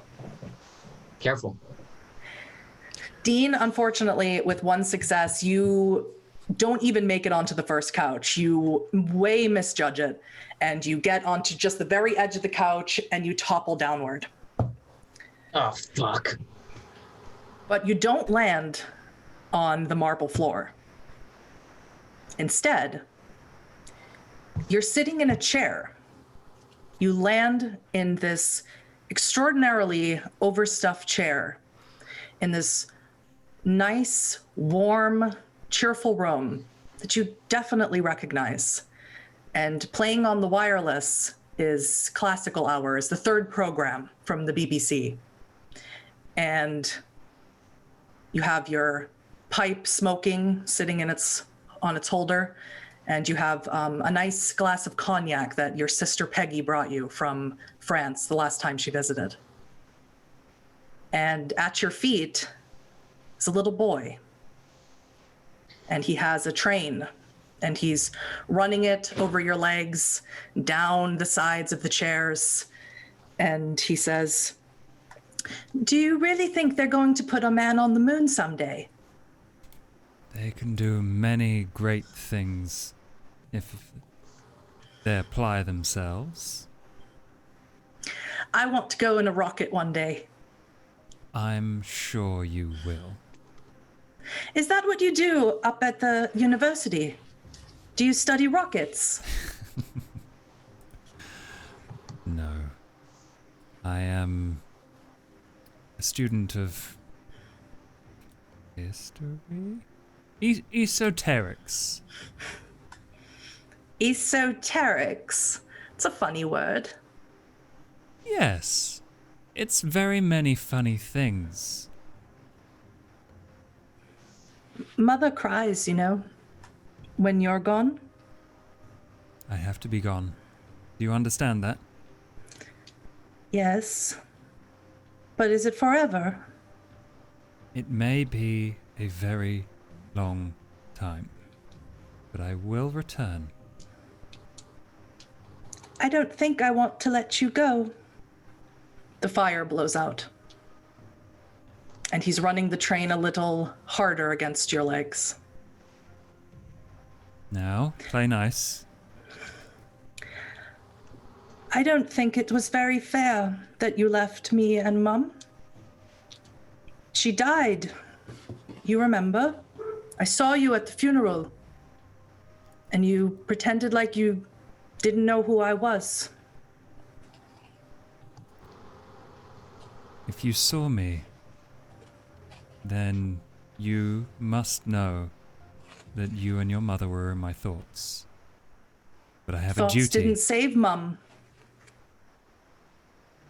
Thoughts didn't save me. Not much could. Saul and Isaiah, you saw Dean attempt to get on that couch. Isaiah, maybe you even scrambled to think, if I could just jump over that couch, I could jump pretty far. I can catch him before he falls. And he fell through the floor. And that's what you saw. Saul, you see that? Yeah, I saw that. What the fuck is this place? I'm not fucking touching that floor. Saul. If we have any hope of getting him, I guess we need to push on. Yeah, I gotta find Astrid, man. Saul, She's in here somewhere. you hear a scream, and it's Astrid. And she's screaming your name, and it's coming from behind you. From where we came? Not from the floor, from further down this corridor. I'm just heading right after her. You just run? Yeah, I just run. Isaiah, do you try and stop him? No. Okay. So Saul, you run, and the corridor it's dimly lit, it's black, the walls are black, the floor is black, the moaning is gone, but you can't see where you're going. There's lefts and rights and forwards, and then you turn around and the hallway is backwards, and all you can hear is her screaming. I can't tell where the screaming is coming from, at least. It sounds like it's coming from every direction, all around you. Astrid, you gotta tell me where you are, baby. Astrid, where are you? Can I hear it? You don't hear a thing. Saul. Do you try and chase after him? I'm gonna call out to him. Saul, it's not real. It's unlikely that he hears you. Shit, I gotta go after him. Okay.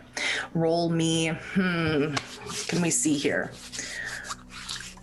Roll me wits awareness to see if you can maintain sort of awareness of where he is going, because he's going left, right, center, wherever this screaming is coming from. Okay, that is 2 successes. You keep up with him for a good bit, but Saul, he doesn't ever stop moving. He doesn't even make sense. I mean, he's going left, and somehow he's not coming back around in a circle. And you lose him pretty quickly. Ah, shit. Saul, you scream out for Astrid's name. You say, Astrid, tell me where you are. Where are you? And then you hear behind you, just, I'm right here. And when you turn to look, it's Astrid, but she looks old. Her hair, you know it's her.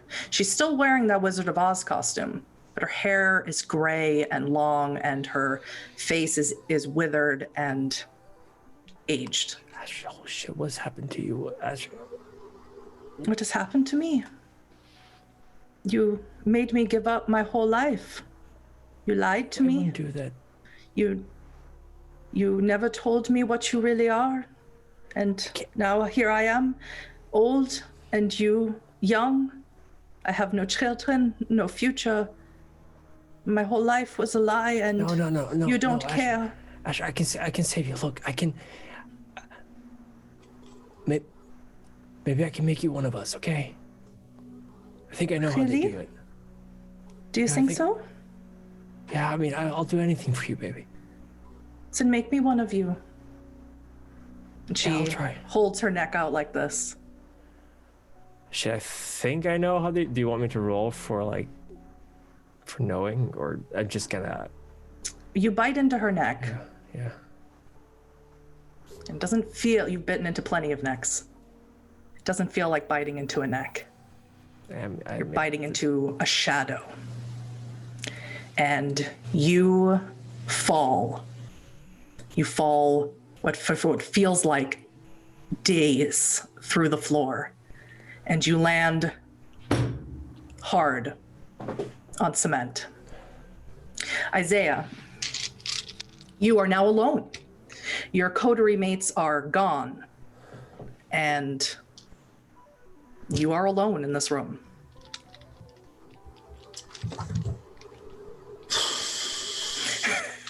Do you have a phone? Do you attempt to try and call any of them? That's probably worth a shot, but let's be real here. I know it's fucking not. Is there anywhere I can go? Am I just in a room? You are just in a corridor. I guess I'm walking down that shit. Mm-hmm. Maybe if I can, using my feral claws to stick to the ceiling or the wall. Just monkey bars You certainly can. You can certainly grow claws from your hands, maybe grow claws from your feet, Yeah. and use that to stick to yourself to the top, which looks very strange. Mm-hmm. And eventually, as you go along, it never seems to end. It never seems to get lighter. This place must be massive. You hear a voice that you haven't heard in decades. And he says, "Yo, man, what you doing up there, son?" And That's you look impossible. down, and it is your friend, the friend who you visit on a regular basis every week at the retirement home. It's why you're even here in Myrtle Beach. Yeah. To be around him. And he's down there, and he has his big afro. He's got his pick. He's wearing his Fleetwood Mac shirt. Got his big glasses on, and he says, "Yo, man, you look crazy up there, man. What are you doing?" Real. You're not real. I'm gonna keep going. That's not him. As you try and keep going, seems there's nowhere else to go. The corridor that you were moving through is now a box. I can't go back the other way. It's now Fuck. a box. And the room sort of spins, and you're sitting in the shaggin' wagon that you had when you were a young man, the one that you've modeled your restoration after. And you're both sitting in there, and he's smoking a joint, and he's holding something in his hand. And he says, "I'm gonna do it, man. I'm gonna burn it. I ain't going to Nam. Those fuckers, they ain't finding my body in a rice paddy." You know what I'm saying? Yeah, I get you, man. Do I still have my revolver on me? Yes. This is some bullshit. I am aware that this is some bullshit. This isn't real. So I'm gonna shoot him in the face. And you I'm do gonna so. try to break the illusion.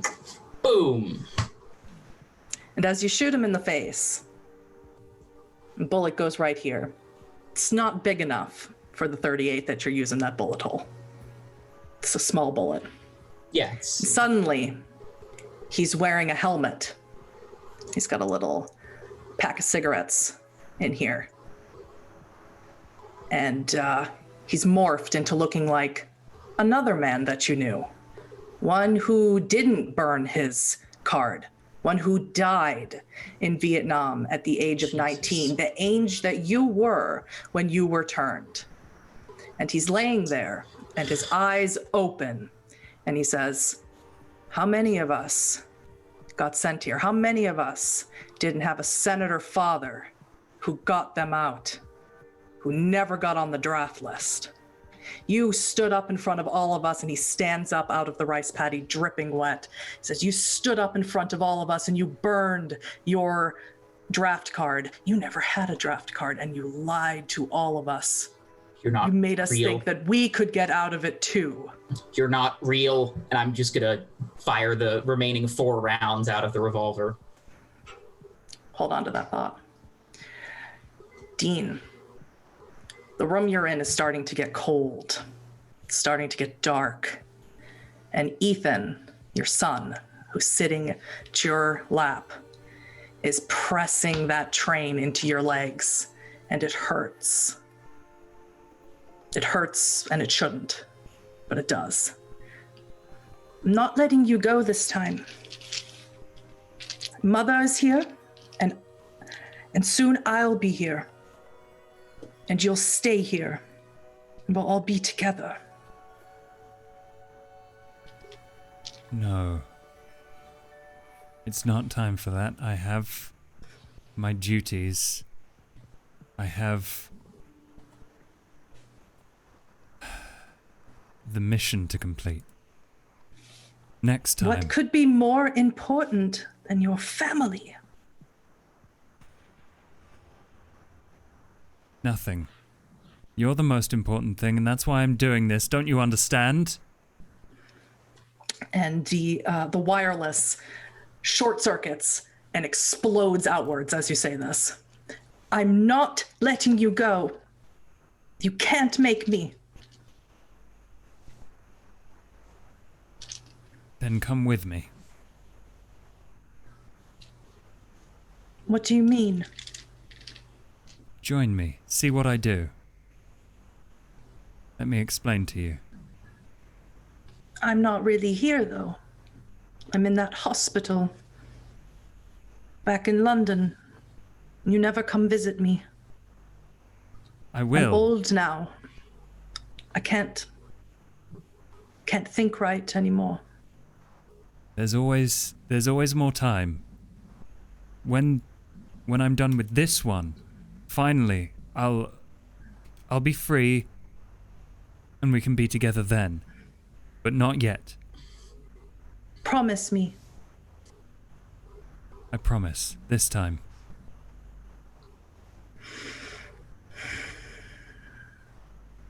The illusion drops, and you're in a room. The Baron's in that room, and he looks much like Isaiah did when he stepped on that marble floor. He's panicking. He's half in a fetal position. He's kicking at the walls from on the floor. What do you do? The illusion is gone. You are in a single, quite ordinary looking room. He's kicking at the walls. He looks like he's very much in a fetal position, yeah. And he's likely been here for 2 nights. Like he's in his own... You imagine, as intelligent as you are, that you looked quite similar until just a few moments ago. As if he's inside of his own little passion play in his head.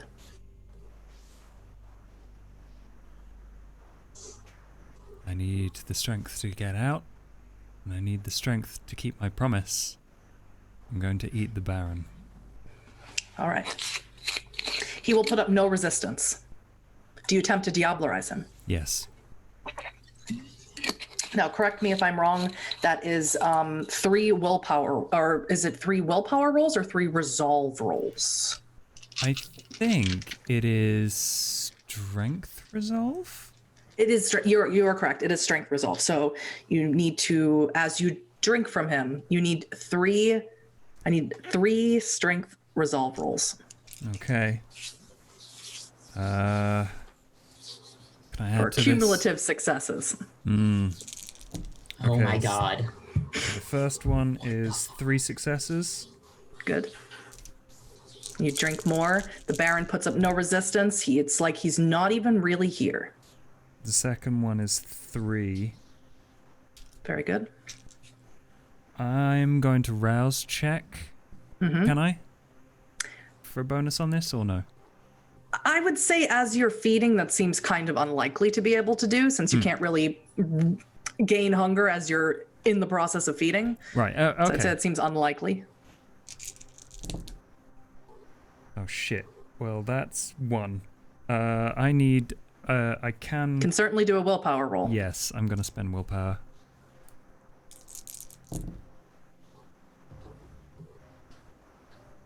That's 2. 8 successes is exactly the cumulative number that I wanted. So you diablerize the Baron. Now, here's the fun bit.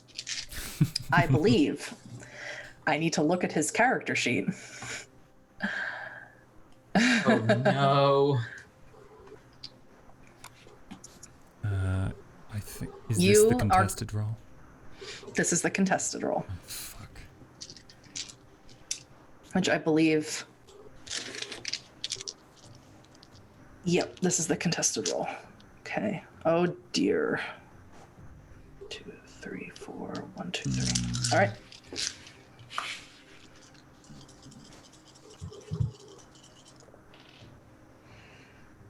Well, that Baron obviously must have been there for quite a long time, must have been quite suffering and using up a lot of, and getting very hungry there, because I got not only no successes, I got a bestial failure.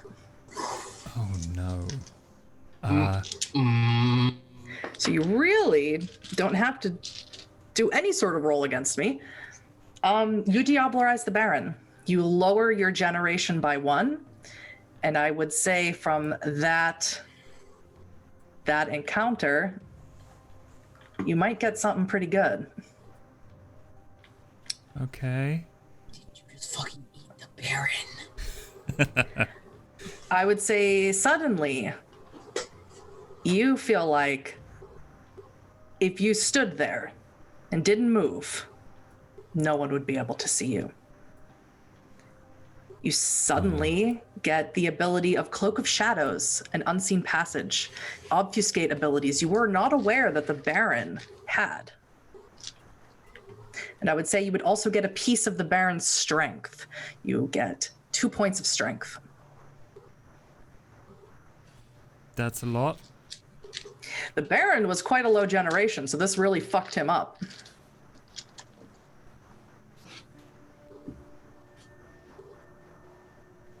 Never gotten it's the first time I've ever gotten a bestial failure, I think.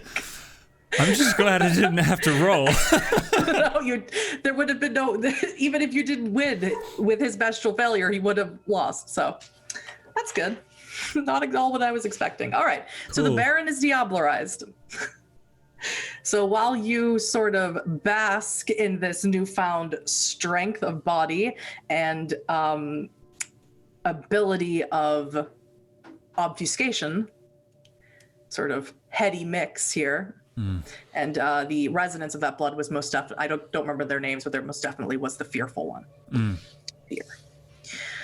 So you gave in to the request of this illusion, and you fell down into a room. And in this room, when you look up, you see a woman. She's laid out flat on a slab, and she appears to be sleeping. And next to her is... Now, I don't remember, Dean, did you ever tell them about the void? Did you ever actually tell them? I did, I think, mention it Yeah, you at did. least to Isaiah. I said the word void. I don't know if I Okay. explained myself. And next to her appears to, almost emanating from her, appears to be just this black nothingness, this black void. And it's connected to what looks like a black hole. But this black hole isn't black all the way through. And inside, you see what looks like all that black marble that was in that corridor. It just looks to be like a black void made up of that black marble. That's what you see when you look at it, and you attach to this woman laying on the slab. Above this woman is a contraption of some kind. It seems to be a pulley system. And those people that you saw who were taken by the shadow are strung upside down on this contraption. And their throats are being slit over this woman who is laying on the slab. And their throats are being slit by the woman who first let you into the hollow, the woman with the black eyes. She's standing there slitting their throats. She is up on a scaffold. They are being pulled above the woman on the slab. Throats are being slit. The blood is dripping down. And then she's taking them off and just casually tossing them behind her. All right. So this is some kind of machinery that's making them move over? No, this is a pure pulley system. The person doing the pulling is another woman down on the ground floor. Dressed exactly the same. Grecian, dark toga, black eyes, black mask. I just pull my gun and it's like, where the fuck is Astrid? You don't have to wait for their answer because you can see her. She's maybe 6th or 7th in line on this pulley system. You stop the fucking pulley right now or I'll blow your goddamn brain out. Is that what you say? Or do you actually just blow their goddamn brains out? You know what? I'll shoot the woman doing the pulling? Well, yeah. Okay. I mean, if they're vampires, it's gonna be fine, right? So, Dex, it's composure firearms, I believe. Composure firearms. Oh boy. All right. Actually, I can't blood buff because You can't. No. All right. Go. That is 2 successes, but I'm going to use a point of willpower to reroll 3 of those. Landing me at 3 successes. So that's 3 successes? Yes. That's a very high amount of successes, very respectable. Unfortunately, the woman on the ground floor apparently seems to have some sort of ability where she can move quite quickly and dodge out of the way. And she does successfully dodge out of the way of your bullet. But she does let the pulley go, so the pulley system go, so there is no more movement of the people. And she makes eyes at you and she says, "Lay down." And I need you to roll me intelligence and resolve. Absolutely. With hunger die. Here we go. That's 2 successes. Not great. You are able to resist. You feel it in your head. You feel that she says, and you think maybe you should lay down, but you're able to shake it off. I run up to the body of the woman on the slab and I just put the gun between her eyes and say, "Stop the fucking pulley right now or I blow her brains out." The pulley has stopped, so I don't know what it is that you want her to do. Get people down. Like, stop this entire... Yeah. Just stop it all? Just stop everything. Okay. Well, the woman above, who is the one who is cutting their throats, can't open her character sheet for some reason. But her character sheet is stuck. She jumps down and she has with her a large, it looks like a ceremonial dagger, and she's going to jump down on you. You can try and dodge. Dex athletics. I'm gonna try to do that. Dex athletics. Gotcha. 3 successes again. 6 successes. So she does land on you and she is going to jam that dagger into you. And with 6 successes, we'll round it down. So it'll do 3 superficial damage right into your chest. Well, I am also mortal. I have mortal frailty, so I don't... You do? That only is going to affect how you heal at the moment. This will hurt very, very much. Yeah. It will hurt like a human will hurt. But so you might want to consider scrambling out of the way. Yeah. I'm bleeding like a stuck pig, so I'm just going to clutch... Like, is it stuck in me, or did she pull it back? She pulled it back. All right. I'm just going to clutch the wound. And she's going to walk towards you very demurely and casually, and she is going to say, "Lay down." And I need you to roll me Intelligence and resolve again. Something about these chicks. 2 successes. Please watch. 4 successes.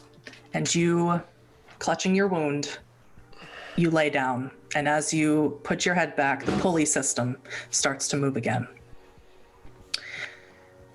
Isaiah, you are in a rice paddy in Vietnam. A soldier who has been shot in the head, who looks gaunt and is ill, is saying, "You lied to us. You were never really one of us. You never cared about us. You knew the whole time you were never going to die like we were going to die." It's not that I didn't care about you. Then where were you? Where was my buddy at my back? I'm sorry. You're not real. You're not real. I'm real enough.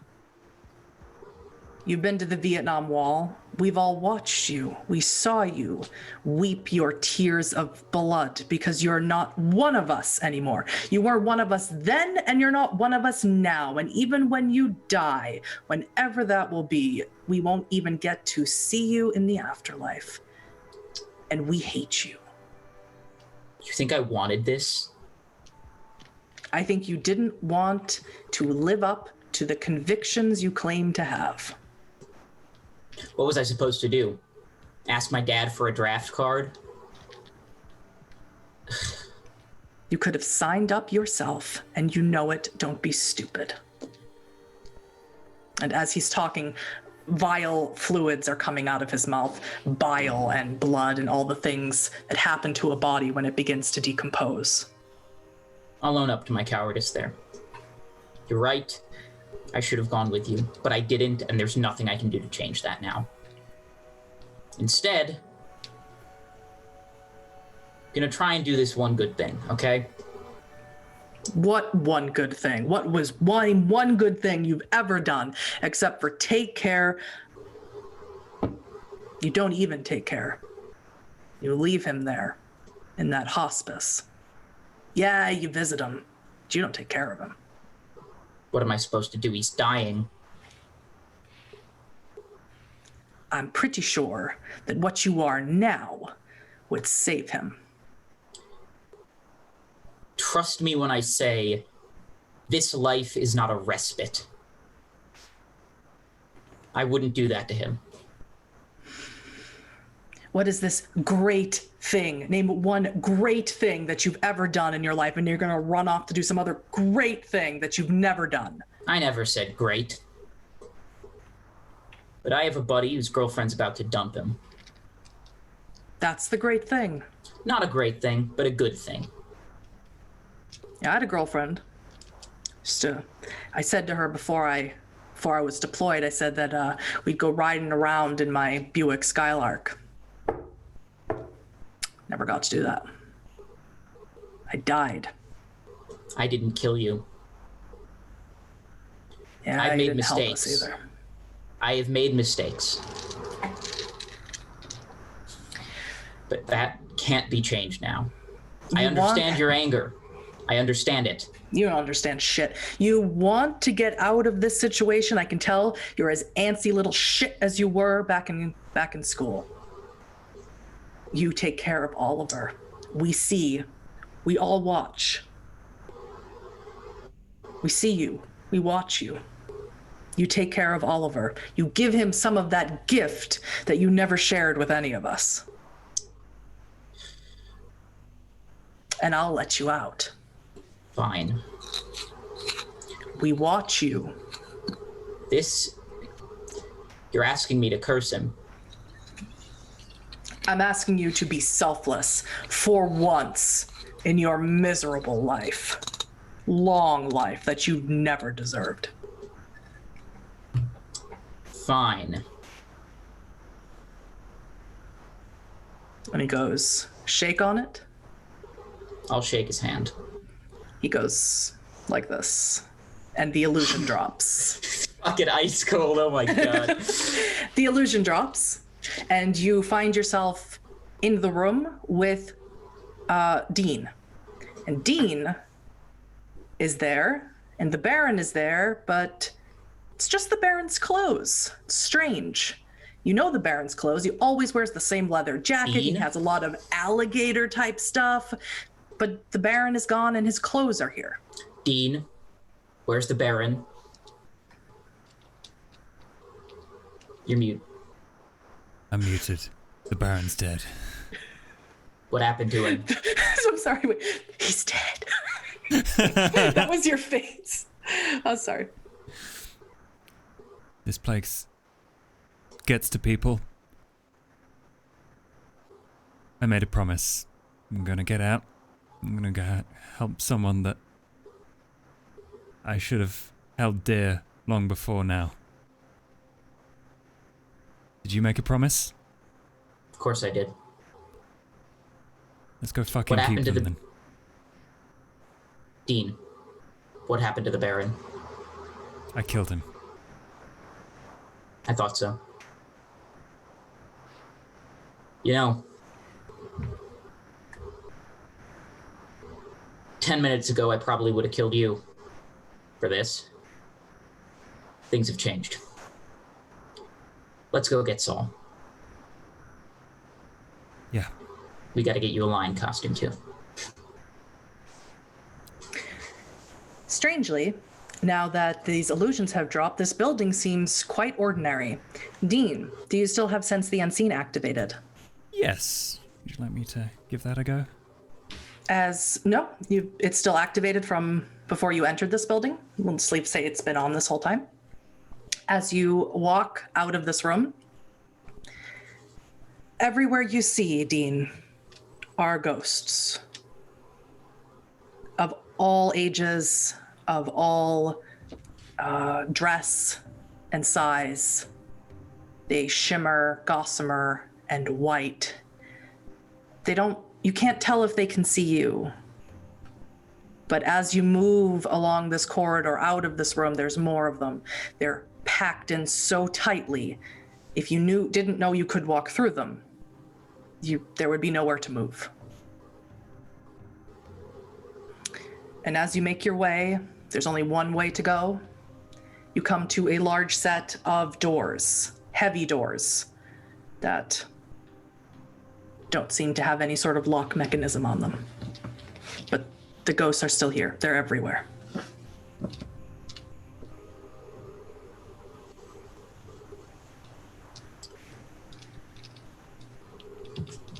Is there? Yeah? And Dean's probably quite agitated by all of this at this point. He's been paranoid enough to keep Sense the Unseen on this whole time, so he's been looking at shadows and now he realizes there's ghosts. They're all watching us, so let's do something, right? Let's give him a show. Isaiah, do you bust these doors open in your typical style? I'm going loud. Okay. I got some big claws. I'm angry. Now, before he does this, Dean, I will ask, would you like to activate Unseen Passage? Oh, yeah. That's a good point. I'm glad you're here. I'll do that. Okay, so it's one rouse check. You should be at 0 hunger. No. Ooh, blood die. okay. Well, I failed that, so I'm at 1 hunger now. All right. But yes, I'm gonna get out my gun And I'm gonna cloak myself. all right, follow him and in. you are invisible, and as long as you remain quiet and move at a steady pace, you will stay so. Isaiah, you bust in, kicking it with your legs, action movie style. And what you see in front of you is the contraption that Saul saw. The bodies hanging upside down, 2 women, one slitting the throats, one pulling these people, and a woman on a slab connected to a void that you can see. Maybe something like what Dean explained, but you can actually see this without any preternatural sight. Mm-hmm. And Saul is currently laying on the ground with a woman standing over him, commanding him to lay down. I'm gonna rip that woman's fucking head off. I am going to try to tear her to shreds with my claws. With your claws, and I believe they do aggravated damage. They do. All right, so strength and brawl. Yep, that is a very good roll for me. Yeah, and she will try and dodge out of the way, but I don't see it happening. Almost. Okay, that's 4 successes. And you know what? Fuck it. I'm going to spend a reroll to reroll 3 of those dice. Sure. Make that 6 successes. All right. Her roll is really terrible when it comes to dodging. Well, good. It is 3 successes, which is as many as she could actually get, so. Well, good for her. So, and that was 6 successes, and Yes. I believe that Aggravated, is I 6. Right, and that's halved, and then +2 for the feral weapon, so that's 5 aggravated damage to her. So let's see. Oh, she has a lot of health. I'll say something when the story is over. Okay, she's looking not great, but she doesn't look like she gonna fall down. Well, that's surprising, but at the same time, let's dance. Yeah. Am I still forced to lie down now, or you are still? All right. I would say that would break the compulsion. That you are now able to stand up freely at will. Okay. Saul, what do you do now that you feel broken? She's still holding the knife, right? Yes, she would still be holding the knife. All right. I'm gonna look at the woman with the pulling again, and I'm just gonna empty the clip at her as I'm running towards her. Like I'm gonna stop that pulley. Compose your firearms. Right. Gotcha. Composure, my worst attribute. Oh wow. But that's still a decent dice pool. That's 3 successes. That is a critical success, so 5 successes. And again, she has rapid reflexes, so she is able to sort of matrix her way around these bullets. And she is going to now. She's going to look at you, and she's going to say, "Shoot him." And she points at Isaiah.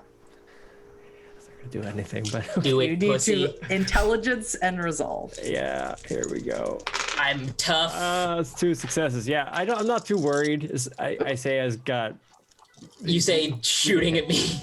I'll shoot him anyway, even if she. 2 successes versus 2 successes. Yeah. It goes to She you. wins. No, it will go to you. Yeah, defender. Okay. It will go to the defender, right? So you.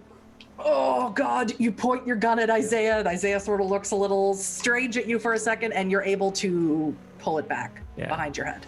I'm gonna tackle her Dean, what do you do? after next turn. Let's do this. Try this initiative. Dean is going to see.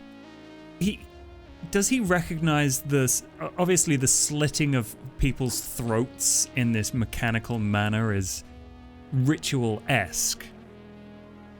So he's going to check. He's in this battle scene. He's going to take the time to do a little. He's going to little decide brain whether he thinking. needs to take out the person who's killing people or the person who's on the slab.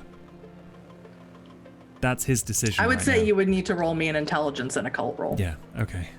You're invisible. And they seem, although they likely have Oblivion sight up, they seem quite occupied. They're probably also seeing the room full of ghosts, as this room is also full of ghosts. Yeah. They might not be paying attention to you. Okay, I got 1, 2, 3, 4, 5. Because I have a big Yeah, dice you're- pool for that.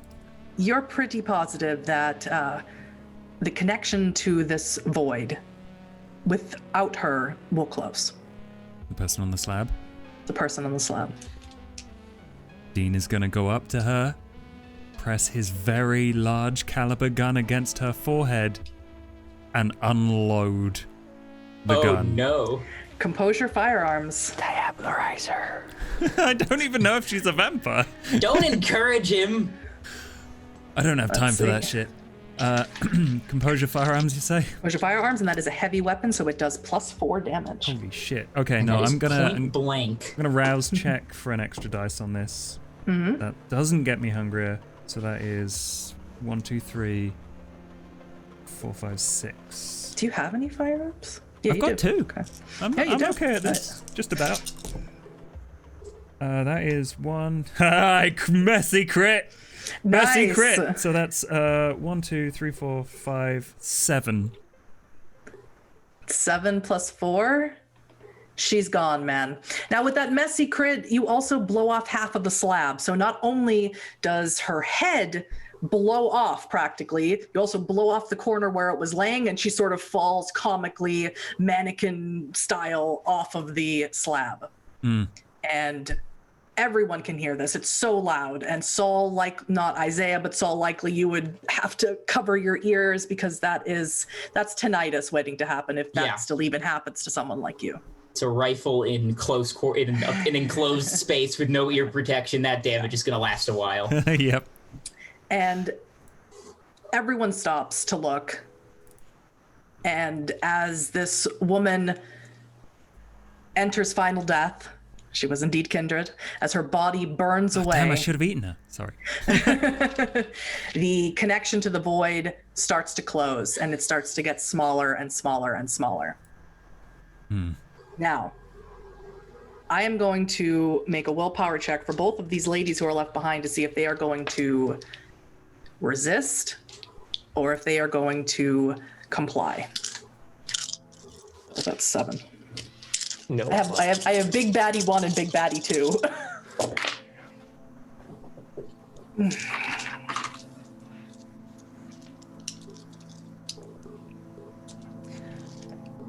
The one who kept telling you to lay down, Saul, she's furious. She leaps up and she looks insane. And she looks right at you like she's going to tell you to shoot yourself. And the other one, Isaiah, the one that you injured moderately severely, she puts her hands up and she says, "We can't fight you. It's over." And she kneels down on the ground, and the other one begrudgingly follows suit. Maybe whispers something in Italian, quite irritatedly, but begrudgingly follows suit. No. We give ourselves freely to the Baron. I have a little question. Yes. Would I know the effect a kiss has on kindred? And do I know about diablerie? Oh, you most definitely would know the effect the kiss has on kindred. You do feed.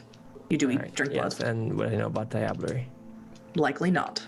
All right. Well, you are about 9 months old. These two have been killing a lot of innocent people. I don't abide by that, and I don't trust them. So I'm gonna try to subdue the woman. Obviously, not gonna try to drain her, but I'm gonna draw my knife and just go at her.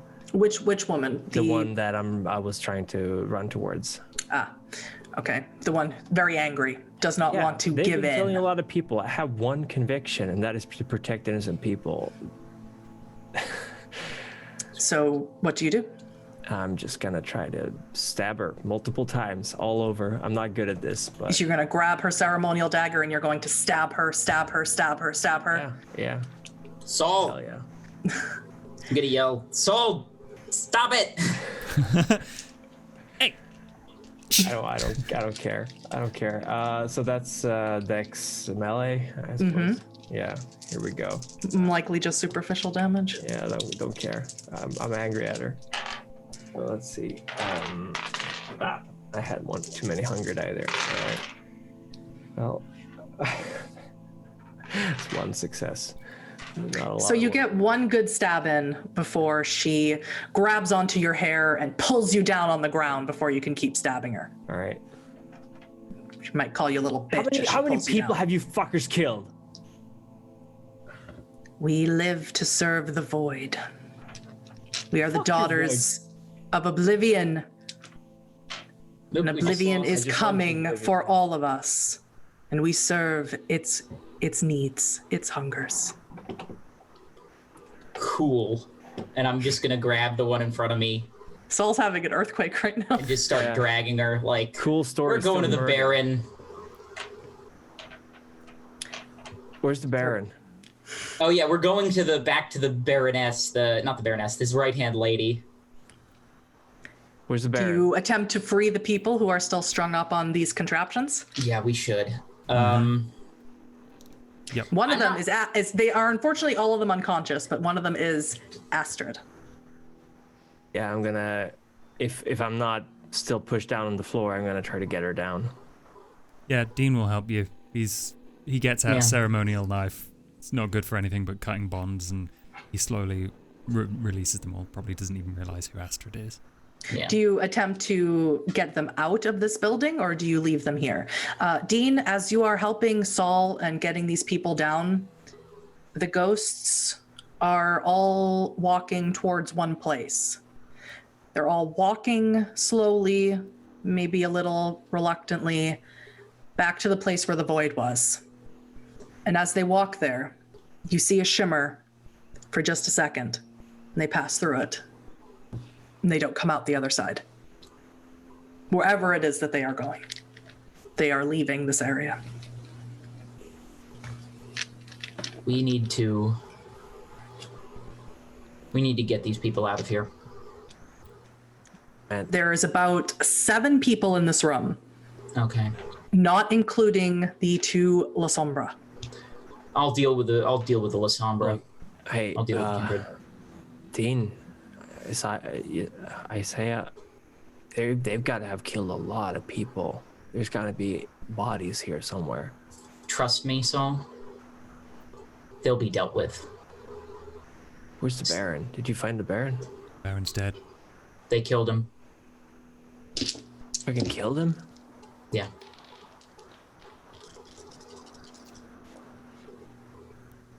I'm not entirely sure what this means. Are we gonna do we have some kind of, do we gotta avenge him now? Or what's the? We'll see. All right. For now, I think I'll deliver these 2 to his right-hand woman. All right. Isaiah, do you escort them out of this room?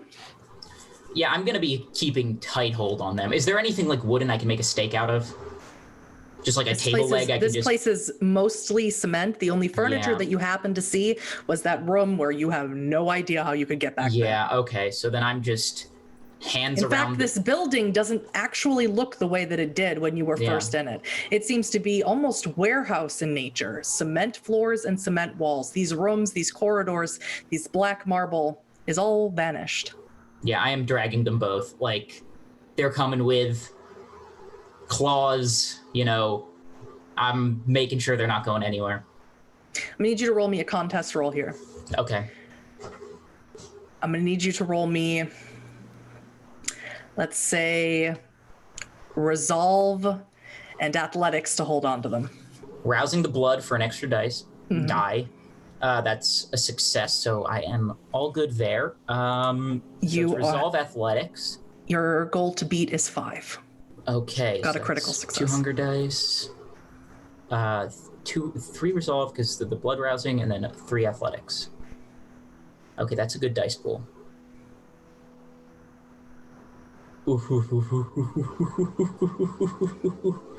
6 successes. Nice. All right. So you feel both of them pull you in opposite directions as the shadow attempts to envelop them and they attempt to flee.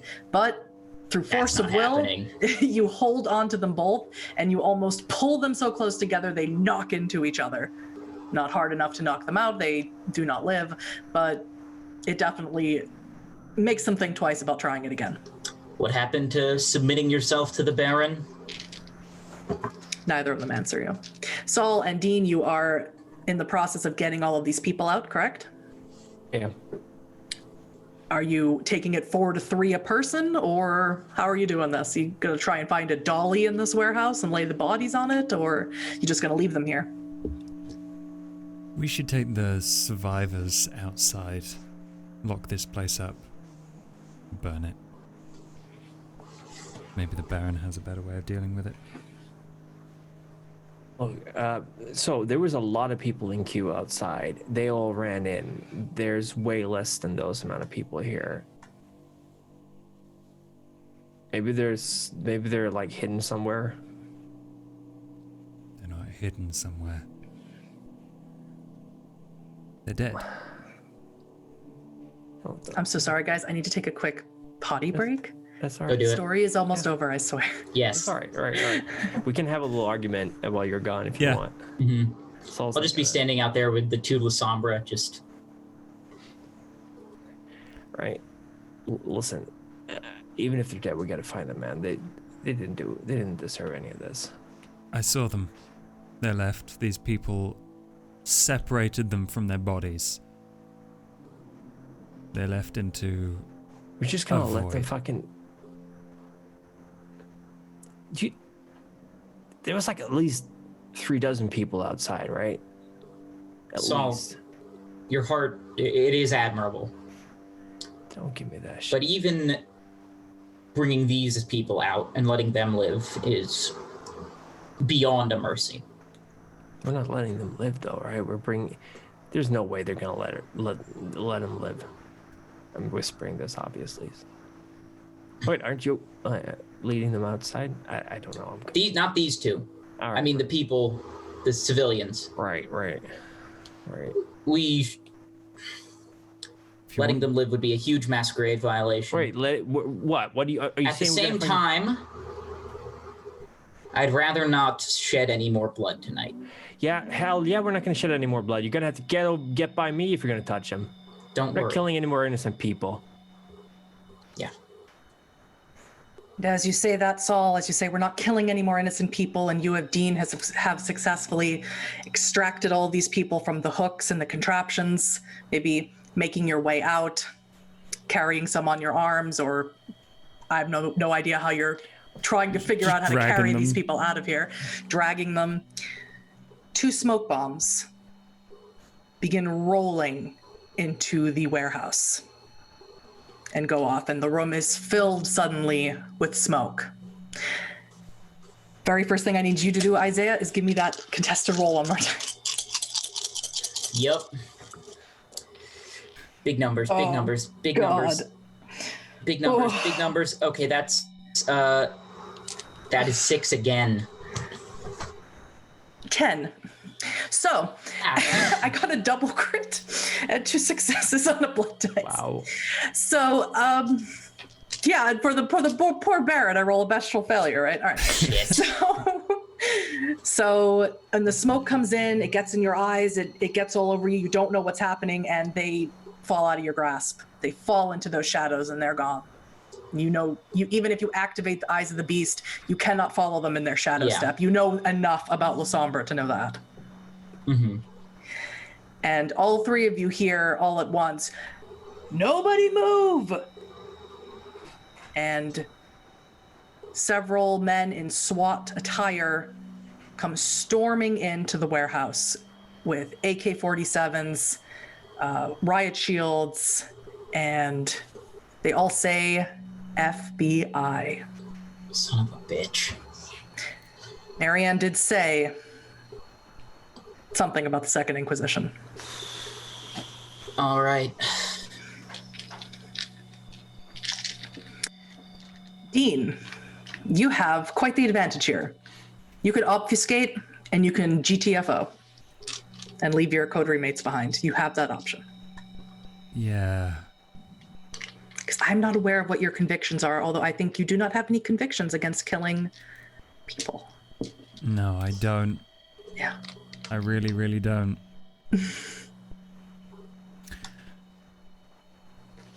I'm gonna... You bitch. I covered for you. I covered for you.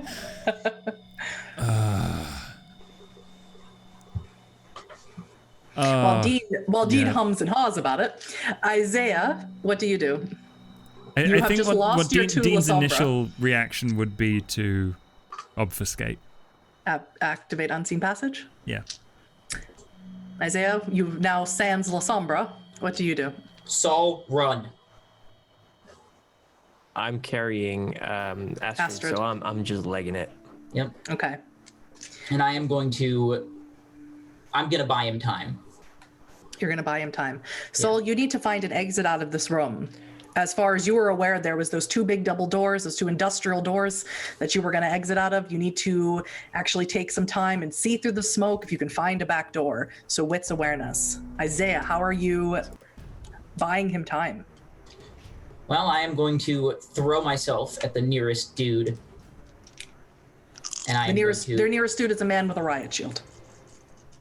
Well, then I am going to knock that riot shield aside and I am going to try to rip him to pieces. Thou shall not kill may be a conviction, but I think I'm gonna die here. I might as well take a few of these bastards with me.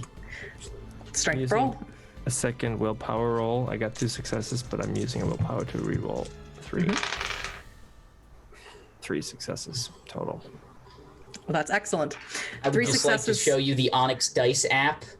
9 successes to murder this man.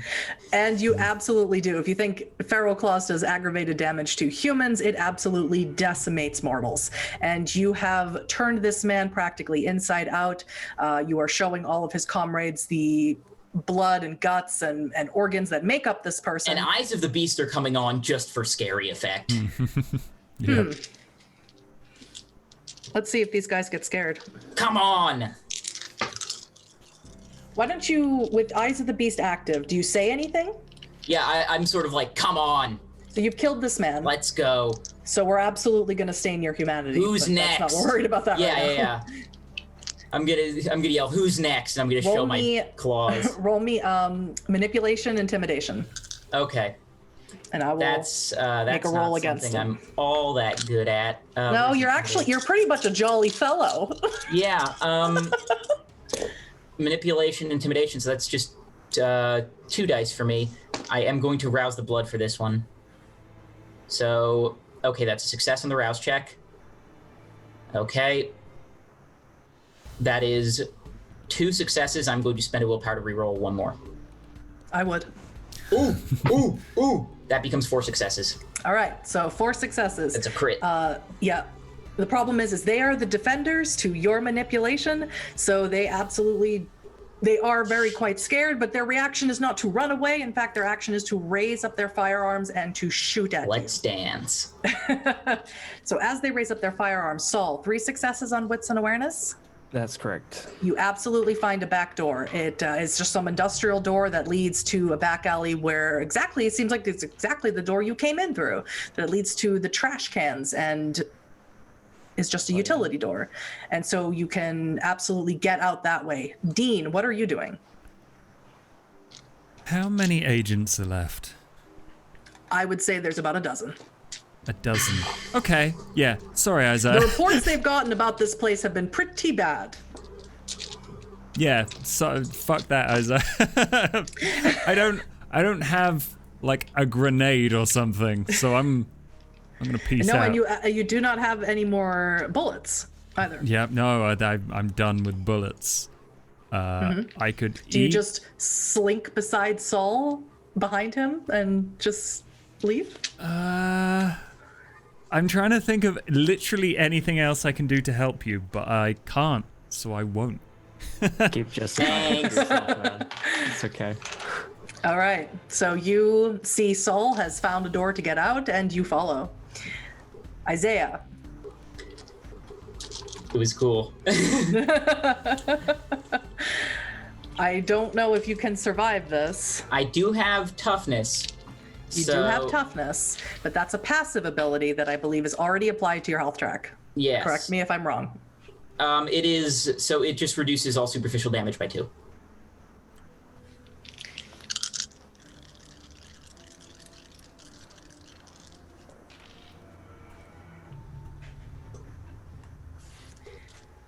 Roll me Dex Athletics. Okay, this is something I'm actually good at. Try I am and also dodge. going to rouse the blood here again. How hungry are you? It's another. I haven't failed a rouse the blood check yet, so I'm still at 2. Okay, let's see. So that'll be 9 dice then. Okay, I'm going to re-roll 3 of those, so that's 3 successes so far. Then I'm going to spend a willpower. I'm at like 1 willpower left now.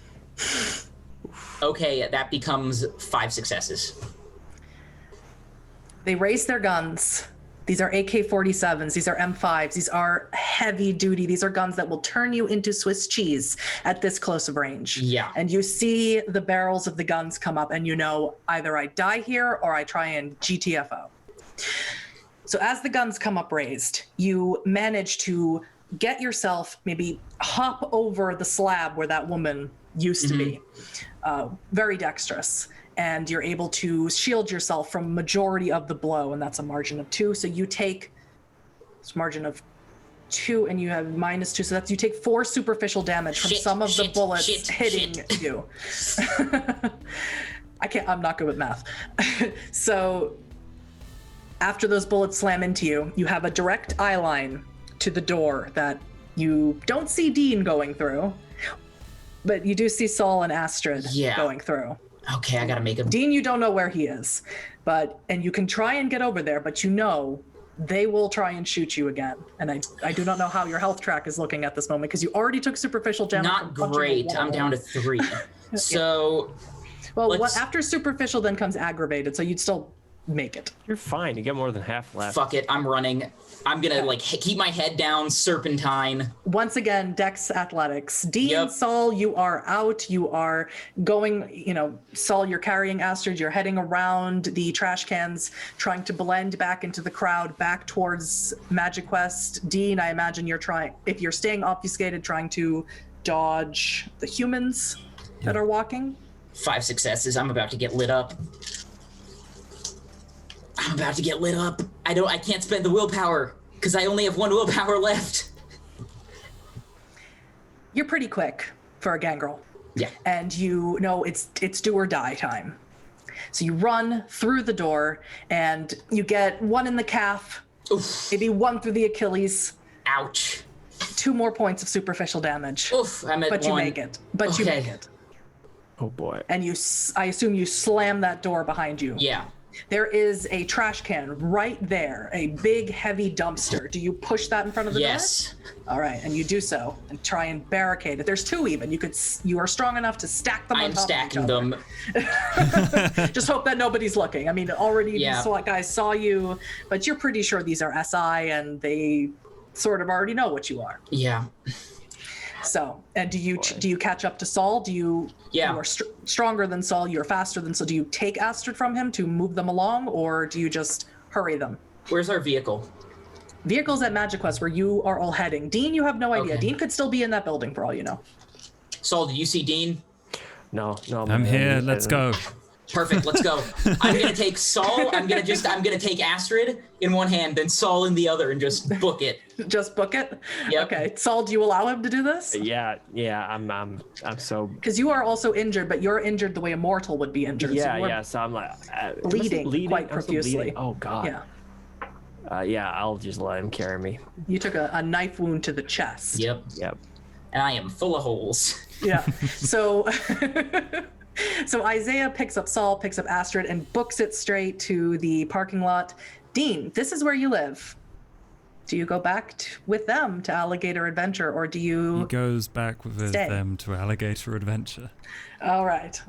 So you all pile into the car, and you have Isaiah. I assume you turn it on. That loud Vietnam War music comes playing. Yep. Just so not what anybody wants to hear right now, least of all you. I'm just gonna I turn it on, and I'm just turning it back off. Yeah. And you have a quite pleasant drive back to Alligator Adventure. Palm Dean, can you make sure lots of open ocean views. It's quite nice. Can you make sure Saul doesn't bleed out? Yes. Dean is relatively unscathed. Yeah, I'm going to attend to him with my just tourniquet, basic stuff, splint. All right. I thought you were gonna feed me some of your blood. It's like. I mean, I could if. God, that's a good idea. Medicine. You do have some medicine, I believe. I do have some medicine. I'm going to start with that, and if it doesn't help, then I'm going to feed you my blood. That's a great idea, Prim. Thanks. Okay. Intelligence, medicine. Now, that's an interesting question. I do not know if Tremere can bind thin bloods. I know they cannot bind other kindred, but can they bind thin bloods? I guess we'll find out. I think they can't blood bond is like the wording of it. I can't because he's bond. a thin blood. We'll find out. Okay, so I got 3, but I want to make sure he's in tip-top condition, so I'm going to re-roll 2. That's 4. Yeah, you were around during World War II. You've definitely seen tourniquets and know how to do them quite well. And in fact, all you feel it's not quite the bedside manner you would expect from a doctor, but he's quite efficient. He seems quite good at this. Like he's stitched up a few wounds in his time. Maybe even a little butterfly stitch here and there. Keep the pressure on this. Do you still feel like you've got some problems? Oh man, I'm cool. How's Astrid doing? Or I don't know, her name's Astrid. How's she doing? I've shouted at Astrid is unconscious. Okay. Is she gonna be okay, man? Look, she gonna be all right. You can do another medicine check, Dean, to see if what her pulse is like. Isaiah's a little busy driving. In fact, Isaiah, give me a dex drive. Oh fuck. Okay, I got one You one are drive. you are pretty injured. No successes! Okay, so you actually slam What happens on if the... I spend my last willpower? Nothing. If I have no willpower, just nothing? Nothing. You die. Okay, then I'm gonna spend the last willpower. One success. That's enough. You find yourself verging a little bit into the shoulder lane, and you come this close to slamming into the guardrail, but you swerve kind of hard, and Saul and Dean and Astrid, unconscious, sort of rolls a little bit to the right. Sorry guys, my arms aren't working so good. They're kind of full of holes and bullets. Aren't. You have shattered bones. You're not doing super great. I got 2 to see how Astrid is. Her pulse is weak. Much weaker than it should be for a healthy girl of her age. It's weaker than it would be for someone who just had a bump on the head. And her breathing is shallow. Something's wrong. So she's weak. I have a fix for that, though. I can feed her my blood, or you can feed her yours. But either way, you or her will have to partake of my blood to have the strength to carry on.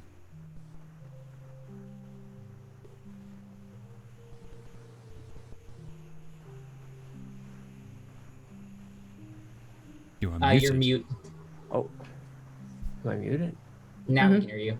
No. Okay, I was a little too quiet, I guess. Can you hear me now? Yep. All right. Well, you mean you can? Can I give her my blood so I can help her? You're younger, so I don't know the exact effect. Mine will definitely help. All right, man. Do whatever you got to do, man. Just make sure she's okay. She's okay. I'm going to... Do you give her your blood? I'm going to take out my little silver dagger and I'm going to slice open my wrist and press it to her lips. Give me a rouse check. I succeed. You don't give her very much, or doesn't make you very hungry to feed her. And her pulse feels stronger, and her breathing becomes less shallow. But she's still unconscious. That's not right.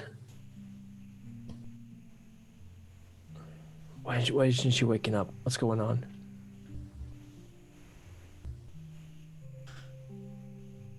So...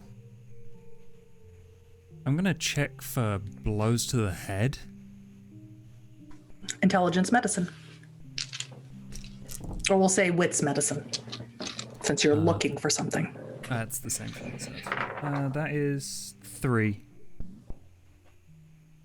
The wig has long fallen off, the Dorothy wig. She has long, dark hair. You look through.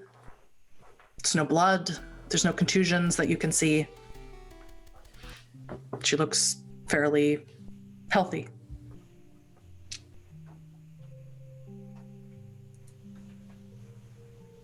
Something's happened to us all. What do you mean something's happened to her? Now, you all left those other people as well. You got them out, or you left them when the SI came, I believe. You didn't have the time to get them out. So you cannot compare to how they are doing. Oh, there's a cat. You forgot it's the cat that you found, and you just picked him up and threw him in your shaggin' wagon. Yep. He just lives there. Well, the cat jumped out when So you moved the big. bins. Yeah. Saul, what do you want me to do here? I don't know what's wrong with her.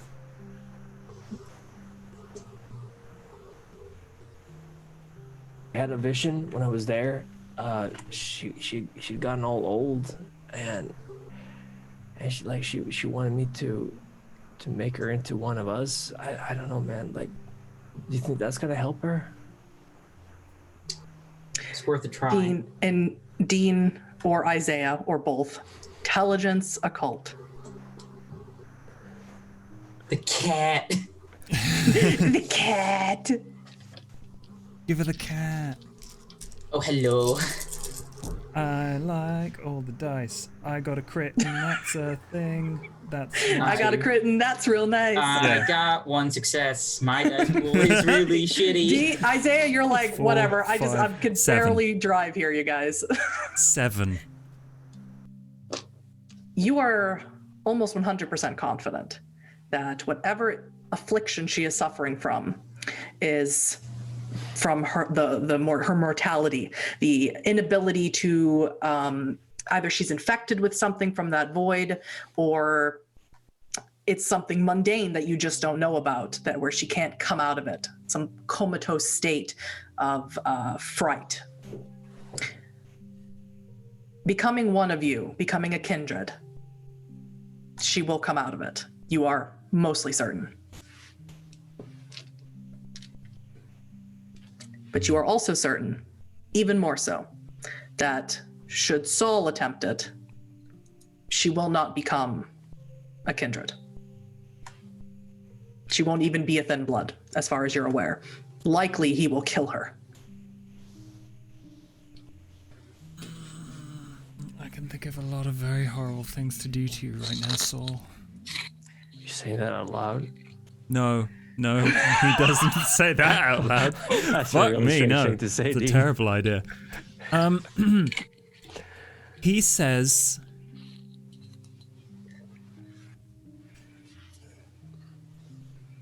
do you want to save her, Saul? Of course I want to save her. What kind of question is that? Then I will have to take her for my own. You're too young. What do you mean take her for your... I'll sire her and bring her into the night. All right. But No. you Isaiah, do will- you have anything to say against this? Sure you want a Tremere? You want to be dating a Tremere? Let me handle it.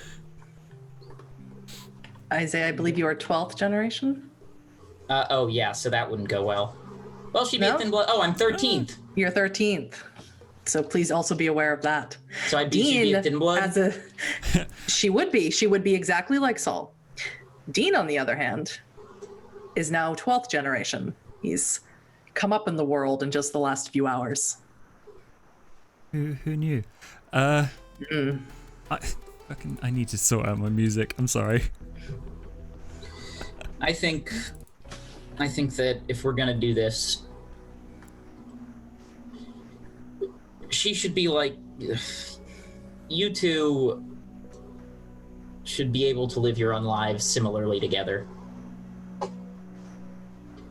I'll sire her. May mean she's a thin blood, but he is too, then that's okay. Dean, roll me your unspent willpower. Oh no. Okay, that's 5.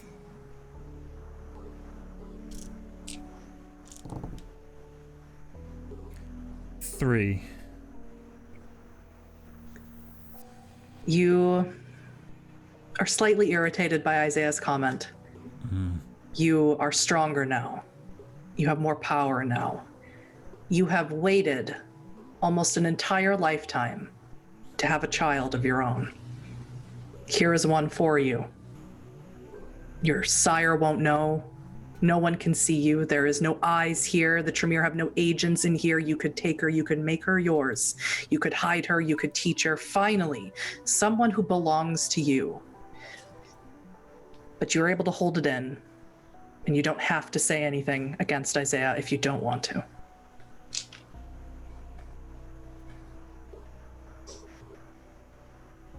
Tremere or Gangrel or freaking Thin Blood's just...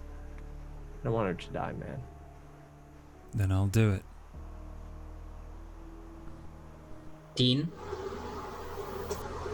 It's not right. There's a lot of advantages to being a thin blood, immortal. Wait, how can you They can make still- her a thin blood if you're a gangrel? I don't get I'm younger. You know, if she's young. If she's a thin blood, she can still enjoy food. She can. There's all sorts. She can enjoy food. She can What if she enjoy the daytime. Like, Isaiah. look, they're young. They're in love. We They shouldn't are. deny them that. And I won't. Isaiah. Forget about it. You prick. You prick. Oh my god. Oh God. Oh, All right. I would just like you to know that if Josh. I win this roll-off, I'm going to kill you. That's fine. And you have no willpower left, I assume. Yeah, none. No. You can take aggravated willpower damage, but then you can take aggravated willpower damage. I think when either of your tracks are full, you take -2 to rolls. Just saying. That's yeah. So So all right. So technically- charisma, dominate versus wits and resolve. Josh, you are Dean, charisma I'm and absolutely dominate. rousing the blood. I get a dot hungrier. Charisma. Yeah, no, this is important to me, so I'm gonna rouse the blood as well. I get hungrier. This is very intense. This is very Okay, intense. so- And Saul, don't forget your Fine. voice. You have a decision to make here. Yeah. I can't. You can try and stop Dean if he does win this little. Saul, I mean, And Isaiah, I would imagine you would have pulled over at this point. Imagine you're not having this heated conversation while you're trying to drive. no, I'm driving. All right. oh my sure. god. Okay. Well, car's gonna go woo. 1, 2, So pardon the 3, purring in the 4, background. I don't know if it's audible. but- 5. I have 5, and I might re-roll. You don't need to re-roll. You'll beat me at 5. So doesn't he go like once you use dominate? on someone for a moment? I make sure that he forgets the entirety of this conversation about Oh, there we go. We'll say for this heated conversation, you have already pulled over to the shoulder. For the second time this evening, Isaiah, you are under the domination of Dean, and Dean has caused you to once again forget the last 10 minutes. So the last thing you remember is pulling out of the parking lot of Broadway at the beach, and here you are, pulled over in the middle of the highway, halfway happened? point. We got away from the SI. Let's just use that as a breather. Why and can't will I remember anything? Do you remember last time? going on? Dean, Things were getting Dean, what's heated. up? You- Saul, do you want Dean, me? what did you do to me? What's going on here? Saul, do you want to do this? This is Saul's decision. Otherwise, there's no coming back. Is she dying? Then I'll save her. And I go in Fuck. to embrace her. Fucking do it. All right. And you do so. Do you drink from her neck, from her wrist? I drink from her neck. All right. So you sort of cradle her like a small child, and you drink from her.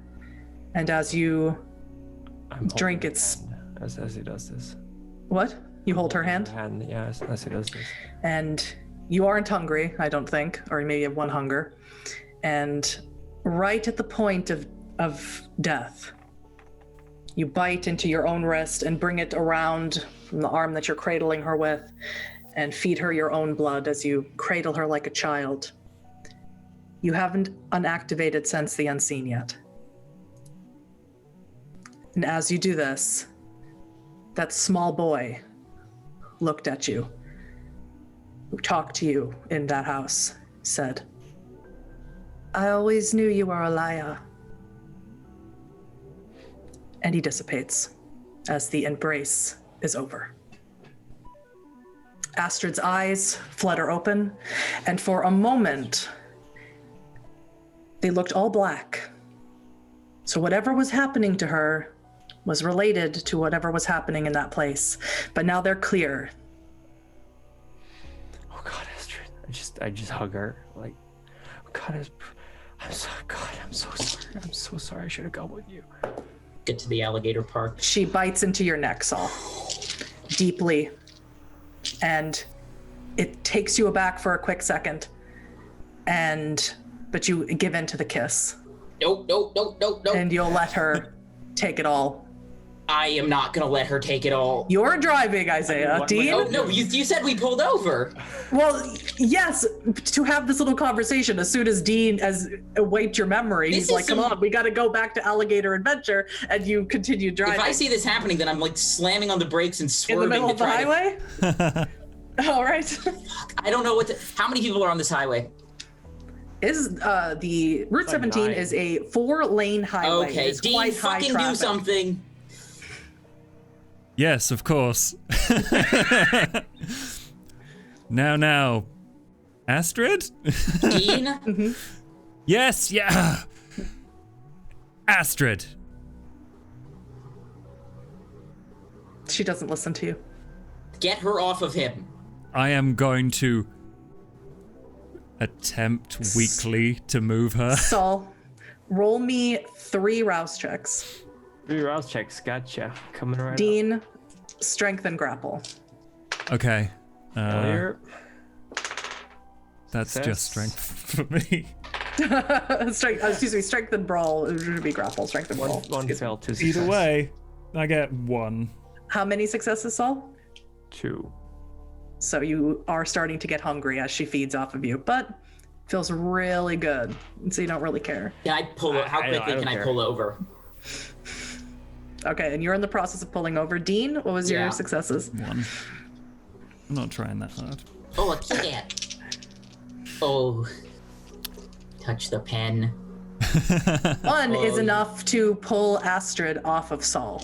Even as weakly as you're trying, she's not very strong, can't imagine why. And she looks at you. Her eyes are crazed. Blood is coming from her mouth, a very messy eater. And she says, "What have you done?" And that is where we'll end our vampire story. Our one-shot vampire story for this evening. Honey, you're the worst. Woo! Bravo, honey. GG, Hattie, that was amazing. Wow. Wow. If anybody wants to know more about what the heck was going on in that house or that building, please wait for my Wraith video coming out on Wednesday about abscesses in the labyrinth. What?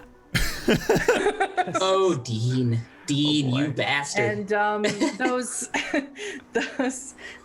veins, those marbles in the labyrinth, they exist. And when you step on them, you get to relive the memories of anybody who's ever passed through the labyrinth, of their deaths. Oh, how fun. Cool. And if you react to it, then you can continue going on. If you don't, then Oblivion says, "Oh, well, you're ready to be fed into my maw. You're basically useless now. You have nothing left of you," and eats them. Okay, so by pissing myself, I passed. Sure. Hell yeah. Tell yourself that. So that was my first time on live stream. That was storytelling. fantastic. Oh, well That's fucking done. great. Bravo. Yeah. Very stressful. Thank you. swear Were you? I'd love to know. Were you scared? Were you confused? Anything I could do better? That was great. For me, like, the main thing that got me, I wasn't really scared as much as, I really fucking liked it. I loved the aspect of the supernatural. I really liked the party dynamics. Mm-hmm. I don't, I love to hate Dean, man. Dean, asshole Dean. I'm so sorry. Every time I play a vampire, I'm a fucking traitor. Yeah, that happens. I am gonna throw you into the alligator pit. No, I saw that coming. But they're my Yeah. alligators now, so fuck you. Oh, are you the Baron now? Yeah, I'm as good I as... highly doubt it. Yeah, never mind. when you diabolized the prince, I was like, whoa, wait a minute. Oh, I need to go through and read the chat. Look at all this lovely chat. I had everything turned off because I was Oh, you focus. Yeah, nervous. Yeah. No, It was that's great, cool. yeah. Can everyone in chat put some love in there Yeah. for Huddy? Is this your first live streamed GM? is my first live streaming storytelling, yeah. Fuck yes. You're natural. So good. Jet says Josh being an asshole in VTM. What a twist! Yeah, I know. I was like, I'm gonna give him a Tremere, but he's gonna be an asshole. I just know it. Next time we give Josh some uncharacteristically kind character.